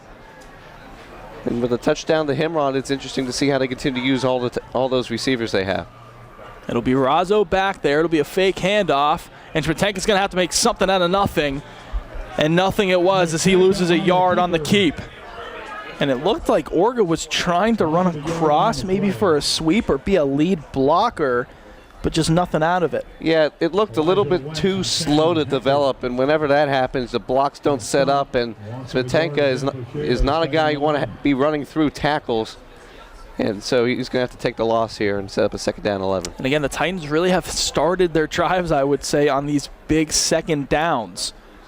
And what do they pull out of the hat here? Schmatenka in the shotgun. It's going to be a quick one to Razzo now. Stays on his feet, and does he dive across for the first? I think they gave it to him. Now Razzo gets a first on a 2nd and 11, and a big play from him to move the chains. Yeah, they looked for that a couple of times in the first half, but the pass was just off a couple of times there. That time it was spot on, and when he can get Razzo going with a full head of steam, with his tenacity, he's able to fight through tackles and stretch out for first downs, as you just saw there. And you would think Razzo, obviously last week having been summed out for Brandon London, would come to this one with a full head of steam and a little bit of fire, and it looks like he does. And it's going to be a handoff to Razzo, now following his blocker, and that's the one thing that we said in pregame that he was doing, was following his lead blocker. And I think the one guy that they've really tried to help him out was Ehrenberger. That's exactly who he just had a hand on the back and said, I'm just going to follow you until I get tackled. Yeah, it's a good first down run. It looked like a little bit there, just staying behind the blocker, keep those legs churning, keep them going, and now it sets up a modest now, 2nd down and 6. They're just taking their time, 8:24 and rolling now. Really working this out. We saw, earlier in the season and then in the first couple of weeks was this quick hurry-up Titans offense, as now guys are going to sprint to the line and try and get set. It'll be a snap from Schmetenka in the shotgun, feels the pressure. It's a dump off to Orga, not there. It would have been a gain of 5, or excuse me, it would have been a gain of 1, and then Orga would have had to run for more yards. And now it leaves a 3rd and 6, and those are ones that Keegan Schmetenka has to get. Yeah, and he had a lot of space too. There wasn't another defender further to the left than he was, so he was going to get the first down at least, likely a 10 more yards after that. And so just one of those where, well, now we got to try to do this again. 3rd down and 6. You don't have to go deep here. You've got some options at your disposal. Yeah, clock stopped after the incompletion. It'll leave 8:05 now. It'll be a roll to the left, has to make something, feels the pressure, now throws it across, finds his man DiSabato across the 50. And a great find from Schmetenka. And what we've seen in the last couple of weeks was Schmetenka in that situation, I think, would have kept that and tried to make some yards out of it, but found DiSabato downfield and got the first. Yeah, it's one of the things you look to do as a quarterback is, all right, first read's not there, you look back.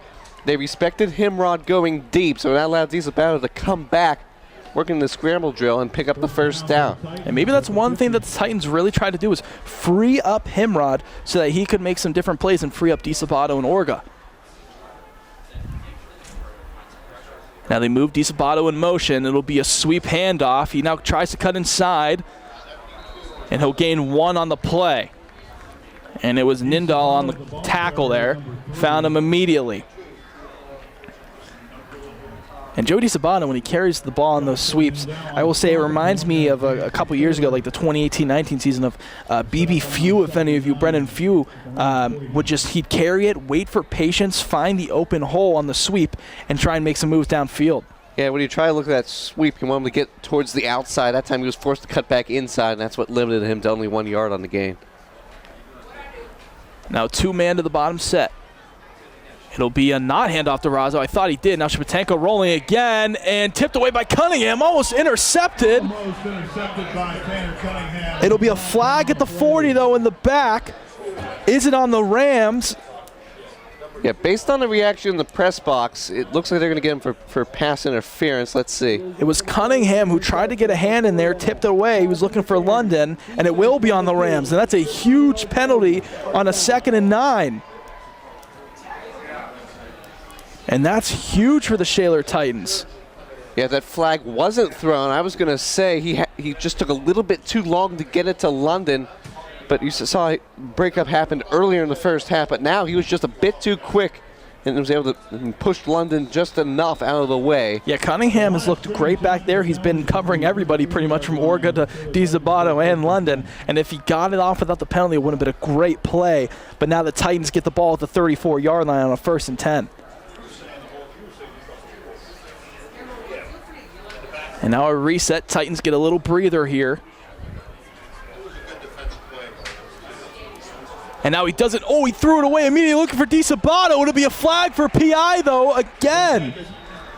It was just a lob from Schmetenka. He felt the pressure from his right side, and DiSabato just let that defender, I believe it was Elijah Wentz, kind of just push off into him. It'll be a PI now on the Rams, 2 in a row.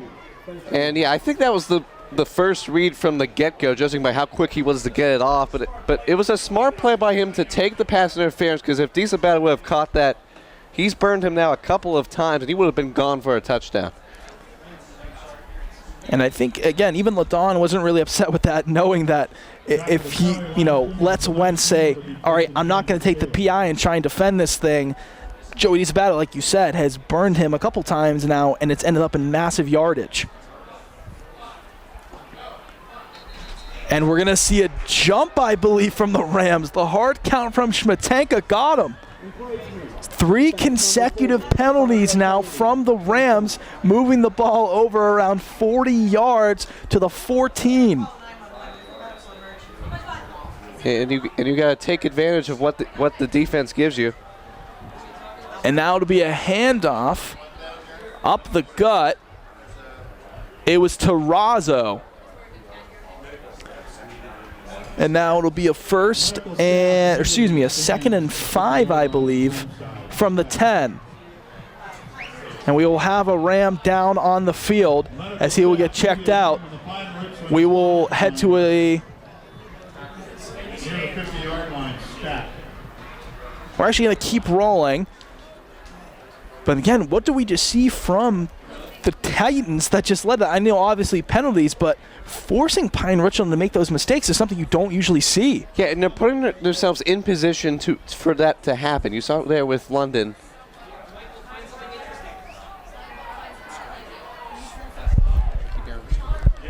And you saw it there with London. He's dangerous, and he's so big that you basically have to commit a foul there with the PI. Then once again, Disabato with his speed, his quick release. Once he's able to get going, it's going to take the defender grabbing him to slow him down. 2. And after that injury timeout, it was Dustin Edwards, number 8, who was able to walk off the field on his own power. So good to see, again, no injuries on either side of the ball so far as the Titans have a 2nd and 2 from the 11. As Schmatenki's going to fake the handoff, now has to scramble a bunch of Rams in on it. He's going to try and dump it away, and just throwing out of bounds was looking for plans. It was a bunch of Rams in on the chase. I mean, you look at that O-line again. Those guys back there, obviously Corey and Nindal, have been chasing Schmatenka down, both around 6'3", 6'4", and both around 280. I mean, that's just scary if you're Keegan Schmatenka on the run. Yeah, and good job on the pass. So if you're going to throw the ball in that situation, you can put where either my guy's going to get it or no one's going to get it. Yep. And now with the good run you had on first down, you have 2 downs now, 4 down territory to pick up the first. It's a 3rd and 1. 5:59 remaining. Titans down 3 scores. Schmatenka lined up under center. Do we see the keeper? Do they try and go for something else? It'll be a handoff to Razzo. He got it and more, actually. Got inside the 5.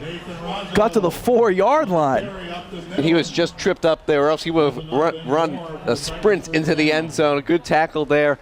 The whole mass of Pine Richland defenders in there. And just getting a hand. And you saw when they did the play action in the first half that they had to respect that. And they're going to go back to it now. And it'll be another handoff to Razzo. I think he got stuffed, but did he get back to the original line? He will. It'll be a gain of 1, actually. It'll leave a 2nd and 4, and if you're the Titans, you have to score here. Yeah, 4 down territory without question. And you have a lot of options here. You have 3 downs to get in the end zone from your 4. So you saw they were able to do it earlier in the game, at the start of the second quarter. Now they've got to try to find a way to do it again. And this could be smart from the Titans. Making Pine Richland respect your run game and Nate Razzo can be a huge thing here. Maybe free up somebody in the open field. Both Londons on opposite ends of the line. It'll be a fake handoff. Was looking for London, exactly what we said. And he's going to dump it in the air. And Brendan London caught it. And he got it for the TD. And we have a flag on the play, though. Well, that was pretty far after the play, but that's what the old post-up move. Yes, basketball. that's what we saw earlier. You see him so many times on the basketball court, throw it up to the guy in the middle. He's able to take a drop step to the hoop. This time, obviously it's football, but he was able to get open a one-on-one matchup. And now the flag was thrown late. We'll check to see what the call is.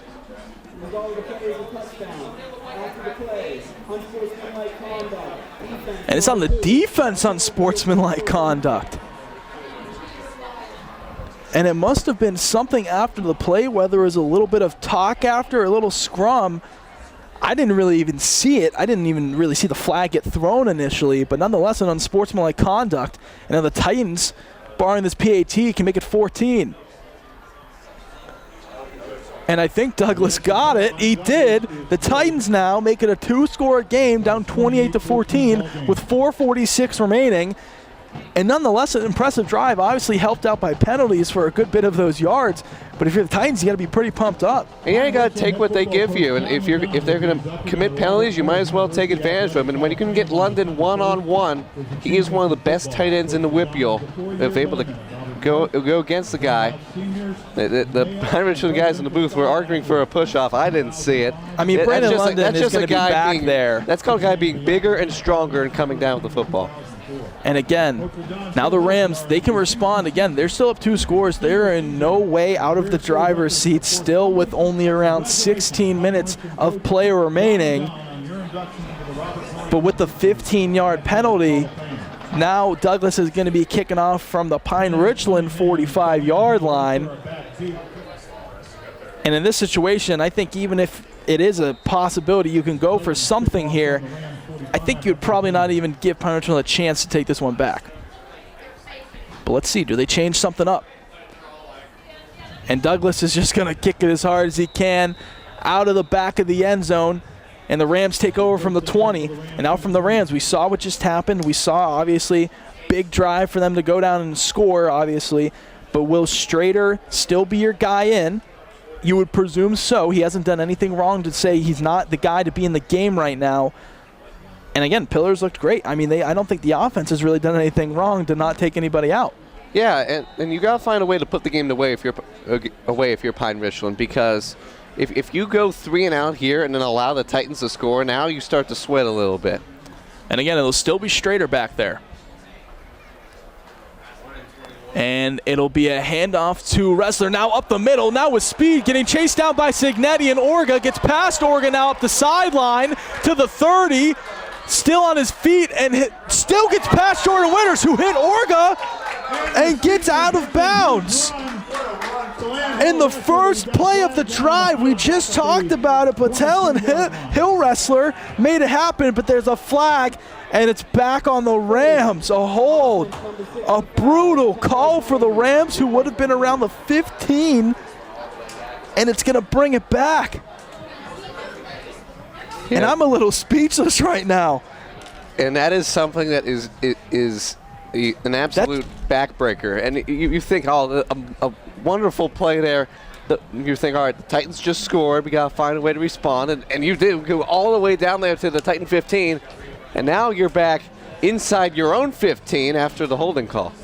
And again, that's got to be one that John LaDon is upset about, because his team has they looked so sharp in the first and second quarter. And then ever since then, it's been a penalty mess. And now they're going to be it's actually going to go to Bryce O'Brien, tipped away. And that was a huge tip-off. Strader was looking for O'Brien initially. I thought it was a handoff. It was not.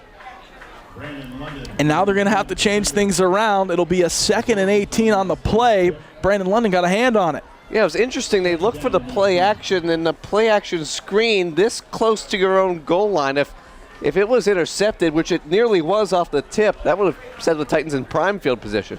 And now no one in the backfield of the Strader. Titans in a zone.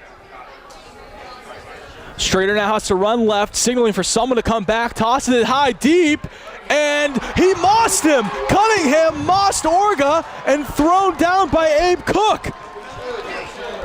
Orga was trying to get a hand up, but Cunningham nonetheless got him. And another flag, though, now inside the 20-yard line, back with Pine Richland. And Pine Richland's frustrated. I think it's a hold, possibly. It might be another one. It was an ineligible receiver downfield. And you saw how that one happened, the breakdown of the play. There was a miscommunication. It looked like that that Strader was going to take off. He didn't. He threw the ball, and the lineman you gave him 1 yard, and now it looks like unsportsmanlike conduct. And Nathan Brown was pleading the case. I believe they called it on Ryan Corey again, though. But Nathan Brown was pleading his case, and now John LaDon is frustrated as can be. He's going to call his guys in on the huddle. And he is way out there on the field, too. He is incredibly frustrated. I mean, he's going to bring his guys inside the 5. He's going to batter some heads and say, listen, we got to get it together. 2 plays like that in a row brings us back. And the part I think he's most frustrated about is the unsportsmanlike conduct. Because you not only have the flag, now you're back even further. And now we got to do some counting because it looks like it's 2nd down and 27. It's too many numbers for me, I'm not going to lie. But again, only 4:16. There's barely been any time that came off this clock, only maybe 30 seconds. And again, if you're the Rams, again, Huffner's not in the game, the guy who's been your guy so far this season. Obviously, Pillar is kind of taking a break at the start of this drive, but nonetheless, the guys that have been in there, they cannot have penalties happen. And now if you're Shaler, you've seen they've had a couple of big plays negated by penalties. You can't allow a big play to go against you. And the ball is going to be placed, I believe, at around the 3. It'll be a 2nd and 27 from the 3. Pillar's going to be behind Strader, and it'll still be a 3-man set. Can Strader create something with his legs, or will it be Pillar on the call? They're going to move him over to the right. It'll be a handoff to Pillar up the middle, now making some space and room, and a great run by Pillar. He gets all the way to the 16-yard line. It'll bring up a 3rd and, I want to say 13, as we have another injury on the field. It'll be Sermonera. He'll get checked out by the trainer. Looks like a lower leg injury. But again, we need to talk about the penalties of the Rams. We said the Titans have been in penalty trouble. We saw it at the earlier start of the game in the first quarter, but ever since then, the Rams have just been shooting themselves in the foot with penalties, not just on big plays, but plays that get them into scoring range. Yeah, and they've been holding a lot. And you see when the officials are on it, so it changes. It's so important, penalties. And you take a look, you've seen it with Shaler in a couple games past. Now with Pine Richland and those things, it sets them back. Now, it would have been a 1st down, but that with the holding and now the unsportsmanlike conduct and so many penalties. Now it's a 3rd down and 12, and it puts your young quarterback in a tough situation. It'll be a 3rd and 14 with 3:59 now remaining. It'll still be Strader back there, the 4-man.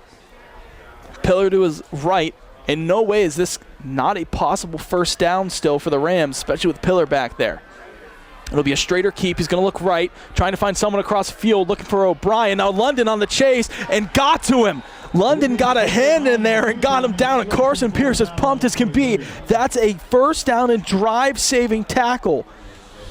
Strader had space, he had momentum and speed, and he could have got the 1st, but Brandon London got to him. It was good coverage there and forced Strader to take off, and London just able to slow him down, trip him up. Now the first punt of the day for the Rams, if I'm not mistaken. I believe it'll be the 2nd, and Argero's going to punt this one away. It'll go towards the sideline. Orga's going to let it roll. And it rolled to the 35, but it hit off a Ram, I believe. Yeah, they're going to move it up. They're going to move it to around the 43-yard line, and this is big for the Titans. Yeah, their 2nd punt of the day, the 1st punt of the 2nd half, and you think now, okay, we got the stop that we needed. Took advantage once again, Pine Richland penalties, but you didn't allow them to pick up the 1st down. And now you can think, all right, 3 minutes left to go here in the 3rd quarter. Okay, let's see what we can do. I mean, you still have 50. It's been 1 minute and 30 seconds since we last went over that. So a lot of time still, 15 minutes total of play. It'll be the 2-man set. It'll be not given to Razzo. Schmateka loads up across. Man wide open in stride. It's Orga. Stays on his feet at the 40 and goes out of bounds. Orga had around 5 yards of separation from his man, and the chains are going to move to the Pine Richland 38-yard line. Yeah, it looked like a miscommunication in coverage. It looks like they were in some sort of zone. One Pine Richland defender tried to pass the guy off, but good intersecting routes there by the Titans left Orga wide open, and they'll take that every day. And he stepped out of bounds, too. Yeah, smart decision, too.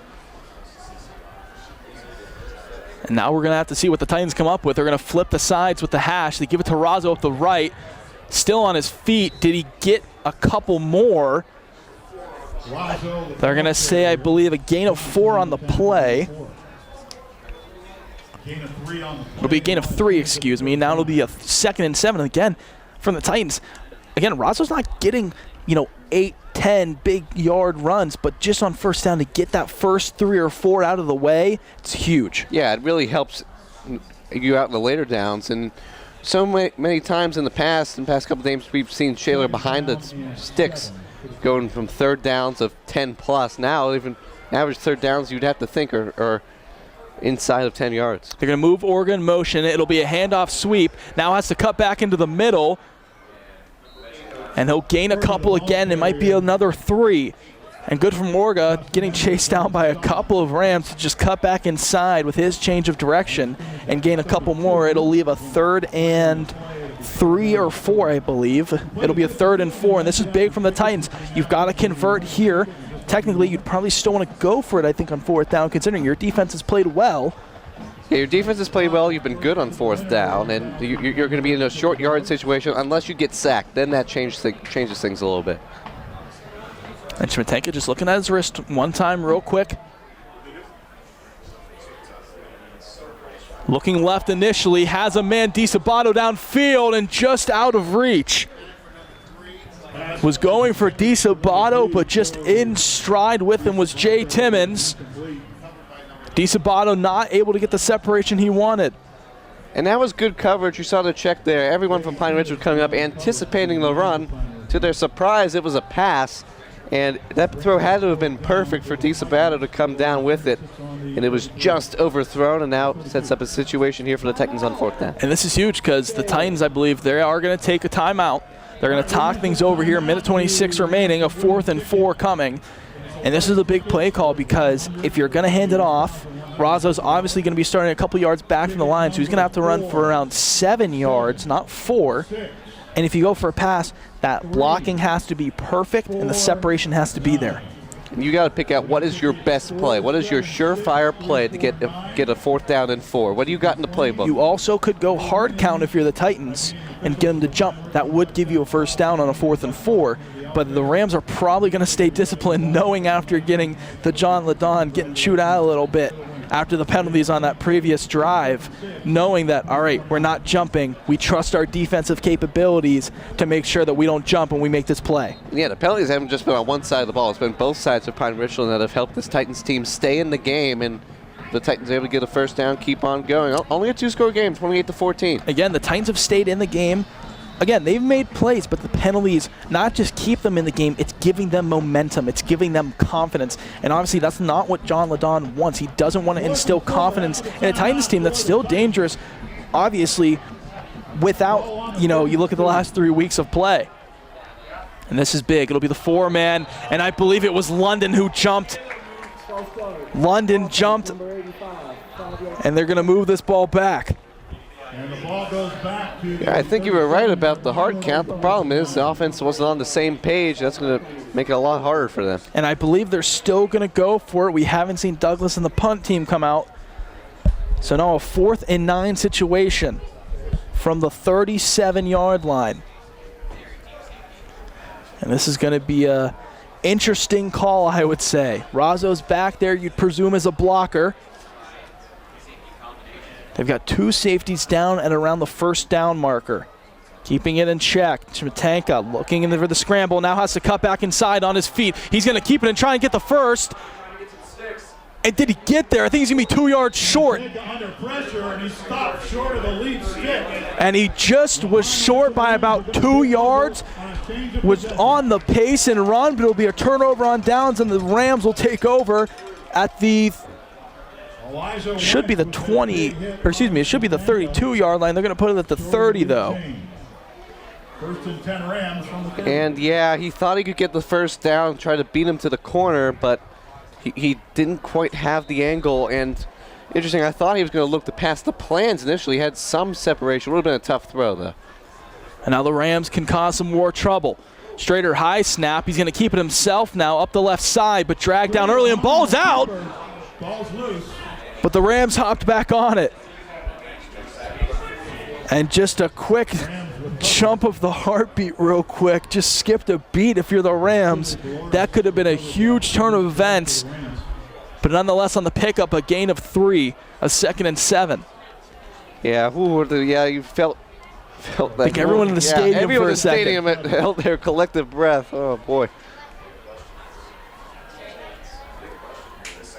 And now Strader's going to call quick audible to his O-line.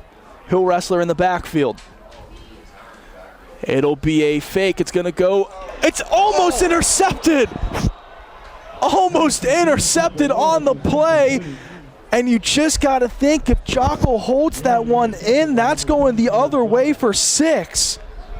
Strader's throw was just a little high for Beloris and just hopped out of the hands, and Jocko couldn't haul it in. He was in stride trying to make the catch. I still don't believe how that wasn't intercepted. That was unbelievable. Probably would have went down for 6. And now 3rd and 7. Now Strader looking to scramble, gets past one, Titan on the chase, still on his feet, bounced outside, now down the sideline towards the 50, and the Rams bouncing out to the outside. It's just impeccable right now, and Strader's speed has looked phenomenal as can be. Yeah, Titans have done a good job of taking advantage of what's been given to them, but you've seen the last couple of plays. First, the fumble. That would have been hard for a Titan to get it, but now with that dropped interception, it's just, you got to feel like to come back in this game, you got to get a turnover, you got to stop them, and they were so close to getting that interception. Yeah, you can't let Pine Richland keep making the mistakes. You have to force something at some point. It'll be a keeper from Strader up the middle. Now with speed, has a couple men to beat, gets past Orga, just caught to the 30 though. And Strader's going to keep this thing going now. As the clock's going to hit 15, the Rams are going to pull their guys off the field, and we're going to head into the 4th quarter here with the Rams leading 28-14. Join us back here for 4th quarter coverage of tonight's game. 28-14. We are the Shaler Titans 2023 boys soccer team, and you're watching SATV. Go Titans! And welcome back for 4th quarter coverage of tonight's game here at Pine Richland. As we just saw that big play, got the Rams all the way down to the 31 for our 1st and 10. 4th quarter will start with this play. Hill Wrestler in the back, he's going to get the handoff. Brandon London dragged him down though. Brandon London, huge play. It'll be a loss of around 5 on the play. Yet another TFL for Brandon London. He has been a nightmare for this Pine Richland Rams offensive line, getting into the backfield. Yet another play as he has put his mark on the field tonight. And Brandon London, we've been saying, when does he step up and be the Brandon he has been for the last couple of seasons? And tonight he looks like the Brandon London the Shaler Titans have needed. And it'll be a Strader keep up the middle now with pace. He's going to keep it. He's going to gain around, I want to say, 8. I believe it'll make it a 3rd and, let's see, a 3rd and 6, 3rd and 5 maybe. It'll be a 3rd and 6. He gained 10 on the play. Again, Strader just right away off the keep. It's just speed. I mean, he needs no time to accelerate. It's just instant speed. And they'll actually pull him out here. Again, a 3rd and 6. You're going to ensure that you get this 1st down here in the next 2 plays. So you're going to switch out personnel. It'll be Pillar back there. 4 seconds on the play clock. And Pine Richland's going to take a timeout here and try and discuss things. This is a big play. There's still 10:45 remaining, a ton of time for either team to do something.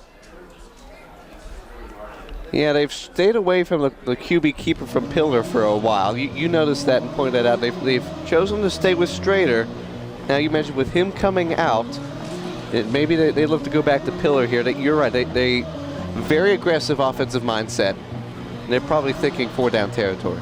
I mean, absolutely. You have to here, and even if not, you could go back to the field goal. Obviously, the first attempt from Argero was blocked, but, I mean, the kid's obviously going to make a kick, you know, barring it doesn't get blocked again.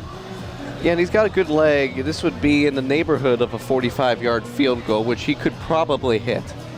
I mean, that's what he was pretty much practicing in warm-ups. He was hitting 45, 46-yarders, so this would be his range. But again, we got to see if the Rams get a 1st down. It'll be a handoff to Wrestler. He's going to get outside, stay on his feet, get past another man, stay in bounds, and tiptoe into the end zone for a Pine Richland touchdown. And speed galore from the Pine Richland Rams ends up in 6 more. And you saw that the Titans defense wasn't quite sure, okay, is it going to be keep it? He's going to hand it off, and you see how dangerous the option can be as he decides to hand it off, and he takes it into the end zone for, I think, his 2nd touchdown of the game. And again, the tough thing is for the Titans, they've had to worry so much about Strader and Pillar up the middle that every time they bounce out to the outside, there's no one there to contain. And again, a little miscommunication again on the PAT, but again, play clock has yet to roll. And Argero, high snap, good hold though, and up and through. It'll be 35 for the Rams against the Titans who have 14, and now it's go time for the Titans. And for the Rams, you're trying to put the nail in the coffin and put this one out of reach if 3 scores wasn't already enough. Yeah, now time really becomes an issue for the Titans now. You're facing 3 scores. You got to find a way to come back. And it's got to be quick. 10:38, you don't have a lot of time. It's got to be quick drives and onside kicks probably from here on out. I mean, you've got to play pretty much perfection football for the next 10 minutes and 38 seconds. You cannot have Pine Richland go down and have long drives. You can't have them obviously go down and score is the first thing. But for Shaler, if you want to save your season, it's now or never with 10 minutes and 38 seconds remaining. And for Pine Richland, they're on a road to put themselves into pretty good playoff contention if they obviously hold and close this thing out. Obviously, Pine Richland still with 2 conference games to play. Fox Chapel and Woodland Hills. And now Ardro, the kick is up. And it's going to go into the end zone. And I say that like it's not going to, but you never know. Sometimes we might get a return. I don't think, have we had 1 return tonight? No, he's been more content to send it to the end zone. And why take the chance? One of the Titans' big play opportunities has been on the kick return. I don't even think we've had a return on the Richland side of the ball. I don't think the Rams have had a return either. I think we've had touchbacks on touchbacks tonight. And now the Titans are going to take over from the 20-yard line. And this is big. They have to go pretty quick offense here. Maybe try and get out of bounds on a couple of plays, stop this clock, as they only have 2 timeouts remaining. Pine Richland has 1. Tanka, he's going to look for something. It'll not be a handoff to Razzo. He has time, has to scramble, gets past a couple, and will lose yards. He'll lose 4 on the sack. It was Dustin Edwards, the man that we saw walk off the field earlier, got there first and brought down Schmitenka. Yeah, it looked like a couple of times he locked his eyes on Oregon and Sabato and wanted to let fly, but he realized, oh, those guys aren't open, so he's like, well, I'm going to have to take a sack. Again, this line is going to have to hold. You can't let plays like that happen, especially as now 20 seconds have gone off the clock. And the Titans need something big. They're going to go to the 2-man to the right. He's going to take the snap. It'll be a handoff to Razzo up the left. I don't think he's going to gain anything, maybe a yard if he did. It'll leave a 3rd and 13 on the play. Yeah, they were hoping to maybe catch him by surprise on the run, but it didn't really amount to anything there as a couple of Rams did a somersault. Again, that was weird. As weird as it is, I guess with the Rams, obviously up 3 scores, you're going to try and take up as much time as possible as you can too. And again, the Titans taking a while in these huddles. Obviously still 9 minutes and 30 seconds remaining and counting, but at some point you've got to keep going. Especially with a 3rd and 13 from your own 17, you've still got to get the first. It'll be a handoff to, no, it'll be a handoff to Orga. I thought it was to Razzo. And again, a huge tackle. Cunningham read it the whole time, came in and got Orga. So on 2 runs and a sack, the Titans go 4 and out and have to punt. And it was interesting. I'm surprised they didn't try to do that on 2nd down, but you think with how Schmitenka's been back to his old form tonight, they would have just let him try to pass it. And again, Douglas has to get a good boot. It'll be a spinner on the top. It'll go over the head and get a Shaler roll all the way down to the 30. So good boot from Douglas, pins the Rams inside their 30 at the 29-yard line, and this Titans defense needs a big stop, but this Rams offense is going to keep rolling. Yeah, if you're Pine Richland, if you score, the game's over, and for Shaler, you've got to find a way to force a turnover. And if you're Pine Richland, if you can't score, at least you got to take as much time off the clock as you can.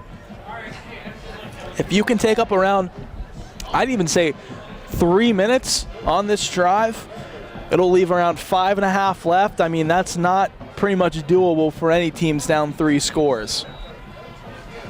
Again, obviously anything's possible in the penultimate fourth quarter, but again, as time is going to dwindle, we're going to have to see, as it's going to be a handoff to the Hill wrestler. He's going to get over and out of bounds. Actually going to stop the clock. He got a gain of 4 on the play. And that was a great job by Lund, forcing him out of bounds, and that's going to stop the clock. Interesting there why he just basically let him push him out of bounds and didn't try to cut back. And at the very least, get him to tackle him inbounds to keep the clock running. Now the Rams again, same setup. Strader's been the man so far tonight. Staying in the shotgun, it'll be a low snap. He's going to keep it himself now up the middle, not tackled, and still on his feet, and he'll get the first. And again, just not getting the tackles the Shaler Titans needed is going to be another first for the Rams. There was a late flag thrown. Strader's loved to call his own number and has worked a lot here recently. Personal foul, defense number 77. It'll be a personal foul on the Titans. It was on Don Battaglia.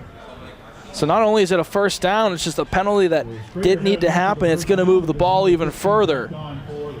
And just not what you needed. Shaler Titans have had little to few penalties in this half, and just a brutal one there to put it inside the Titans area. Yeah, it just gives them 15 yards closer to scoring. Again, Strader looking for his call.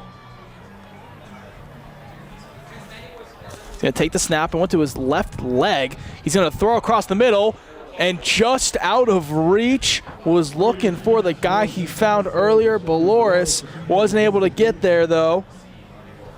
He took an awkward snap it around his left knee and was able to still try and find Baloris there.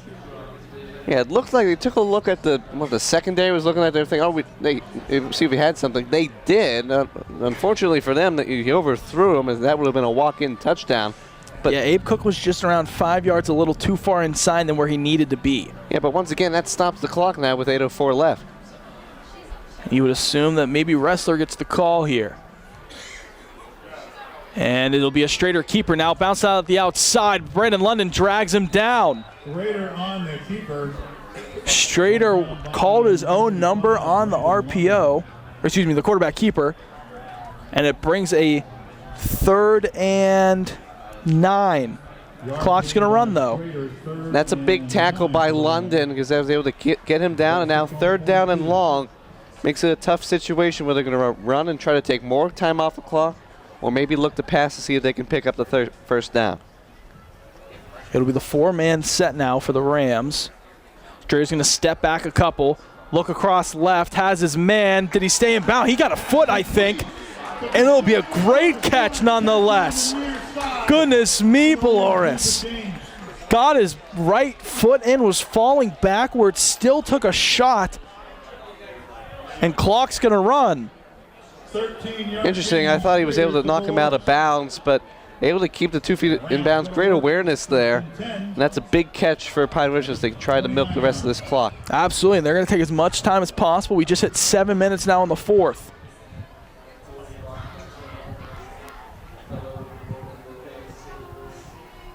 Again, Strader in there in the shotgun. He's going to keep it himself. Oh, my goodness. If he got past Orga there, I mean, there was no one in front of him. Yeah, he was a little frustrated after that when he got tripped up. It was a good move and nearly a great cut to the outside, but as you saw there, just tripped up, and now it's going to be a 2nd down. And clock's going to continue to roll. See a 2nd and 3 now. And they're just taking their time. They need, obviously, like John Ladon's not going to try and hurry up offense here. He's in no need to go and put points up on the board, up 3 scores. He's going to let the clock do the work. It'll be a keep again from Strader, but he's going to get dragged down by a couple of Titans. I believe the man that finished it, though, was Connor Lund. It'll leave a 3rd down. I want to say he lost a yard, maybe. I think it'll actually be a 3rd and 3. Yeah, interesting he decided to keep it there because he had a lot of, if he decided to hand it off, he had a lot of space out to the right side. So 3rd and 3 now. Titans show blitz. I think it's a flag now. It is on Pine Richland. And it is on Pine Richland. The Titans just did a little quick shift, and they got him to jump. It was Okonkwo on it. The clock's going to continue to roll, obviously. 5:39 remaining. It'll be 3rd and 9 after the penalty. Now they've got 9 yards here. 28 yards. Obviously, play clock now only at 13. And now Strader takes a couple steps back. It's great protection, looking for a man out. And Baloris is not going to get the first. He's going to get a couple, though. Got to the 25. And it'll be a 4th down. And we're going to see the field goal unit come out. And you would presume, obviously, with the amount of time left, that if Ardro gets this one through, this puts the game out of contention. Well, it would still be a 3-score game because it would put them up by 24. True. Yes. I don't know if I like the field goal here because it doesn't do that much to increase your chances, and you'd like to think getting a 1st down would nearly put the game away. Let's see now. 4:38 counting. And Ardro's kick. And he got it. Got his redemption that he wanted, put it through, got the 3, and gets it with 4:31 remaining in the game, leading 38-14. And a perfect, just drilled kick right through the uprights. And that's the kick we said he should be making, obviously, all the time. Got his chance, didn't get blocked, and he got it through. So, but luckily for the Titans, still a 3-score game. You have 4 minutes and 30 seconds left, so you would have to be fast and perfect, which is something very hard to do against this talented Pine Richland defense. But yeah, they'd have to score and get a 2-point conversion and do that 2 more times. Onside kick, score, 2-point conversion, onside kick. I mean, you'd have to ask for a lot, but yeah. it is possible. But it is going to be very difficult. And now let's see. I'm honestly putting my bets on if this one's a touchback or not.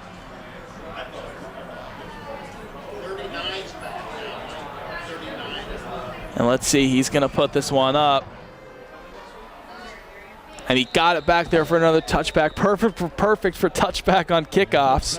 Now the Titans are going to take over from the 20. And again, that's a big thing. The Titans just haven't been able to get a return and not being able to take it from the 20. Like, again, people obviously wouldn't see that and say, you know, they start from the 20, it's not anything less than that, but the fact that they can't start from anywhere further is such a big thing. Yeah, and they're so dangerous on returns, but at least the good news is that doesn't take any time off the clock. If you have any hope of trying to come back in this game, you got to go fast. You got to save up the seconds. You need multiple play touchdowns. You do have 2 timeouts, but it's going to have to be near perfect football for the Titans. And they have to be useful timeouts. They cannot come when you're about to take a delay of game or anything like that. You have to use them wisely. It'll be a 4-man set for the Titans. Schmatenka's going to roll, feels the pressure on the right, getting chased down, escapes it, and he's just going to dump it away off the right sideline. It was Cole Wilson on the chase. He almost got a hand. He might have actually got a hand on Schmatenka, but he got away from it. Yeah, smart decision there to throw it away. Time is more important than your downs, because if you can't get anything going here, the game's going to be over. So you got to try your best to conserve time to the best of your ability. And again, it's going to stop the clock. 4:24 remaining. They're going to go back to the 4-man, 3 to the right, 1 to the left. It'll be Himrod lined up at the bottom. Now DeSabato loads up deep, has a man in stride. DeSabato, and just bat of the way. Huge play there. That was game-changing from Reed Carter. Reed Carter just knocked it away last second. Again, that ball was underthrown, though. Yeah, slightly underthrown. If he hit him in stride, it would have been a touchdown. Timed it, looks like, just perfectly. Perfect. Like, if he got there just a split second before, it would have been pass interference. So, I mean, they're finding that's that. great timing. You see so many times these Sabatos gotten behind their secondary, and they're isolating him again one-on-one here on the outside. Gonna take the snap left, has to find something, gets a good couple of blocks, and just overthrown. It was right into the hands of Nathan Wiggin and just popped out. Would have been an interception. It would have been Just a bad miss. Would have been the first Titan turnover today, but now with 4th down at your own 20, time to bring out the punting unit. And again, 2 big weeks now for both of these teams coming up after this. Douglas is going to have to get it away. He got it off. It's going to roll, get a Shaler bounce to the 50, and they're going to fall on it. Titans say it might have hit a Ram. I mean, it rolled past a Ram, waiting for the official call.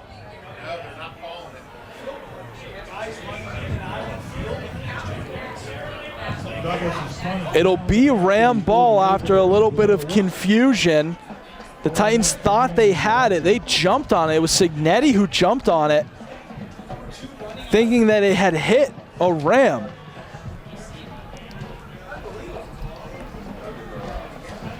And a lot of confusion here on the Pine Richland side. They might have had someone run onto the field in the middle of the play. It's really weird. Anyway, it was also another weird thing is that the deflection there, they thought, the Titan sideline was saying it touched somebody. I don't know. I didn't see it like an alteration of the ball path. No, I don't think so. But again, when you're trying to change the game, you want anything to happen, it'll be a handoff. It's to McLean Miller. He got all the way for a first and around the 40-yard line. McLean Miller, the ball carrier. It'll move the chains, keep the clock rolling under 4 minutes. Rams first down, 41 of Shaler.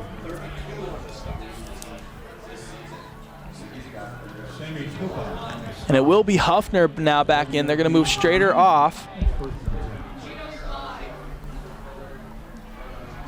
Now Huffner stands shotgun. He's going to take the snap. He's not going to give it to McLean. Right across the middle and incomplete. Was looking for Aiden Harper. I mean, not more than maybe 3 inches above where it needed to be. And it'll be an incomplete pass, a 2nd and 10 coming up. It's an interesting thing here, not deciding to run the ball. And it kind of resembles a little bit of what James Franklin's done here at Penn State. They're trying to put on and try to win by as many points as possible. And again, this is good reps, though, for your guys, too, especially for Huffner, who, again, has not had a ton of snaps here tonight, especially coming off getting banged up against Central Catholic. They're going to hand it off to McLean. Ahead of speed now. He's going to get dragged down by a Titan, but he'll get 3 or 4 on the play. And again, for Huffner, that's big for him because if he wants to make a big statement next week against Woodland Hills, a team who's been as impressive as can be, he's going to have to get these type of reps. Yeah, it's interesting. It might be a quarterback battle here between Huffman and Strader. Strader's been played pretty well tonight. Now, he got lucky that he fumbled the ball and was recovered by his teammate, and then he had a pass that was tipped and nearly intercepted. There'll still be a shotgun. McLean will be behind.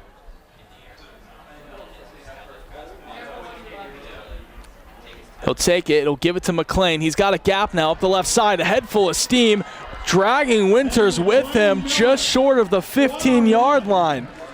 And right now, McLean, I mean, I don't think I've seen a running back tonight not have impressive speed and acceleration. Yeah, when you can ever get those blocks to set up and get that gap, any running back gets so excited that he just starts taking off. Again, McLean, a sophomore, you got to see him, and you see Strader, and you think next year, I mean, those can be your 2 guys that make some absolute moves for the Pine Richland Rams. And now it'll be Alex Palmieri now in the backfield. They're going to move him to the left. And now he's going to take the snap. It'll go to Palmieri. He'll get spun. It'll be a gain of 1 on the play. Clock's going to hit 2 minutes now at Pine Richland. And we just got to talk about this game because this game was back and forth as can be. Obviously, the scoreline may not show it, but it comes down from penalties to mistakes on both sides of the ball from different drives. I mean, Matt, on both sides of the ball, I mean, did you expect the things that we saw tonight to happen? I did not expect it. This game definitely had a weird feel. It wasn't more so back and forth, just that you felt that Shaler was in this game. Yeah, they kept fighting back. Until that last touchdown from Richland. And they did a good job just to stay in, and with everything that's gone on. It'll be another handoff to Palmieri, up the right side. He'll get tackled. I think he's a yard short, though. But continue. And they showed a lot of fight and a lot of resilience, and although their playoff hopes are gone with a loss tonight, going forward, trying to win some last 2 games. If you do win your last 2 games, you go with a winning record and have your best season you've had in years. So, just something to keep in mind about. The Titans have not made playoffs since 2019, where they faced Gateway in the opening round and lost at Gateway. And then obviously the Pine Richland Rams, the reigning WPIAL and PIAA state champs, looking to head back and get some glory. It's going to be a handoff. Palmieri. He's going to have a bunch of Titans finish the play at the end. Looks like his forward motion got him to the 5. And we're going to have a Titan down, though, at the end of the play. And not something you want to see with 40 seconds and counting now in the game. It'll be now stopped with 30 seconds. And we'll continue again with what's going on. I mean, we came into this game thinking, again, Pine Richland coming off the win against Central Catholic and Shaler coming off the loss against North Hills. One perspective I would say was the score may have ended up like a lot of people thought it would, but I don't think the way it happened is what people would have thought. They were able to persevere through everything that was thrown through them and eventually come up with the plays that they had to when they needed to, and then come away with an impressive win, all things considered, 38-14. I thought they had a very good night tonight, considering coming off a game like Central Catholic, you'd see a lot of teams after beating not just a division above, but one of the best teams in the state. A lot of teams, I think, would go into the next game maybe thinking that, just too lackadaisical, thinking they didn't have to play as hard. I thought Pine Richland came out great tonight. I thought Strader looked great tonight. Obviously, Pillar didn't even really play much of that second half. He had 3 touchdowns on the night, a bunch of carries and a bunch of yards. I thought he looked great. And for the Rams, you have a bunch of momentum now in your name going into Woodland Hills and going into Fox Chapel. I mean, you got to be pretty happy with your team. And John LaDon's going to be pretty happy, even though obviously there was penalties and there was a couple of mistakes and a couple of oopsie moments. I mean, you've got to be happy with the win, obviously, to go 2-1 in section to make things happen. And for the Titans, it's a different story. Yeah, let's go back to the drawing board a little bit. They found something. They found that Spatanka has played his best game he has since Hempfield, you'd have to think.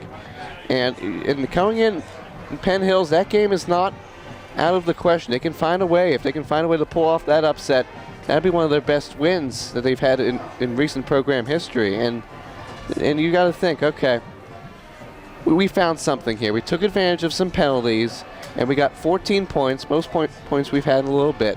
And it's progress. It's not the result you want to see, but it's signs of improvement. Absolutely, and for the Titans, as they play Penn Hills at home next week, they need a big statement. Again, even if you want a chance at playoffs, you're going to have to win out regardless. It's a slim down to the littlest percentage, I would say, right now. But again, with this group of guys and the leaders that they have, they can't go out flat. And we'll see next week. So join us in Shaler area as the Shaler Titans host the Penn Hills Indians.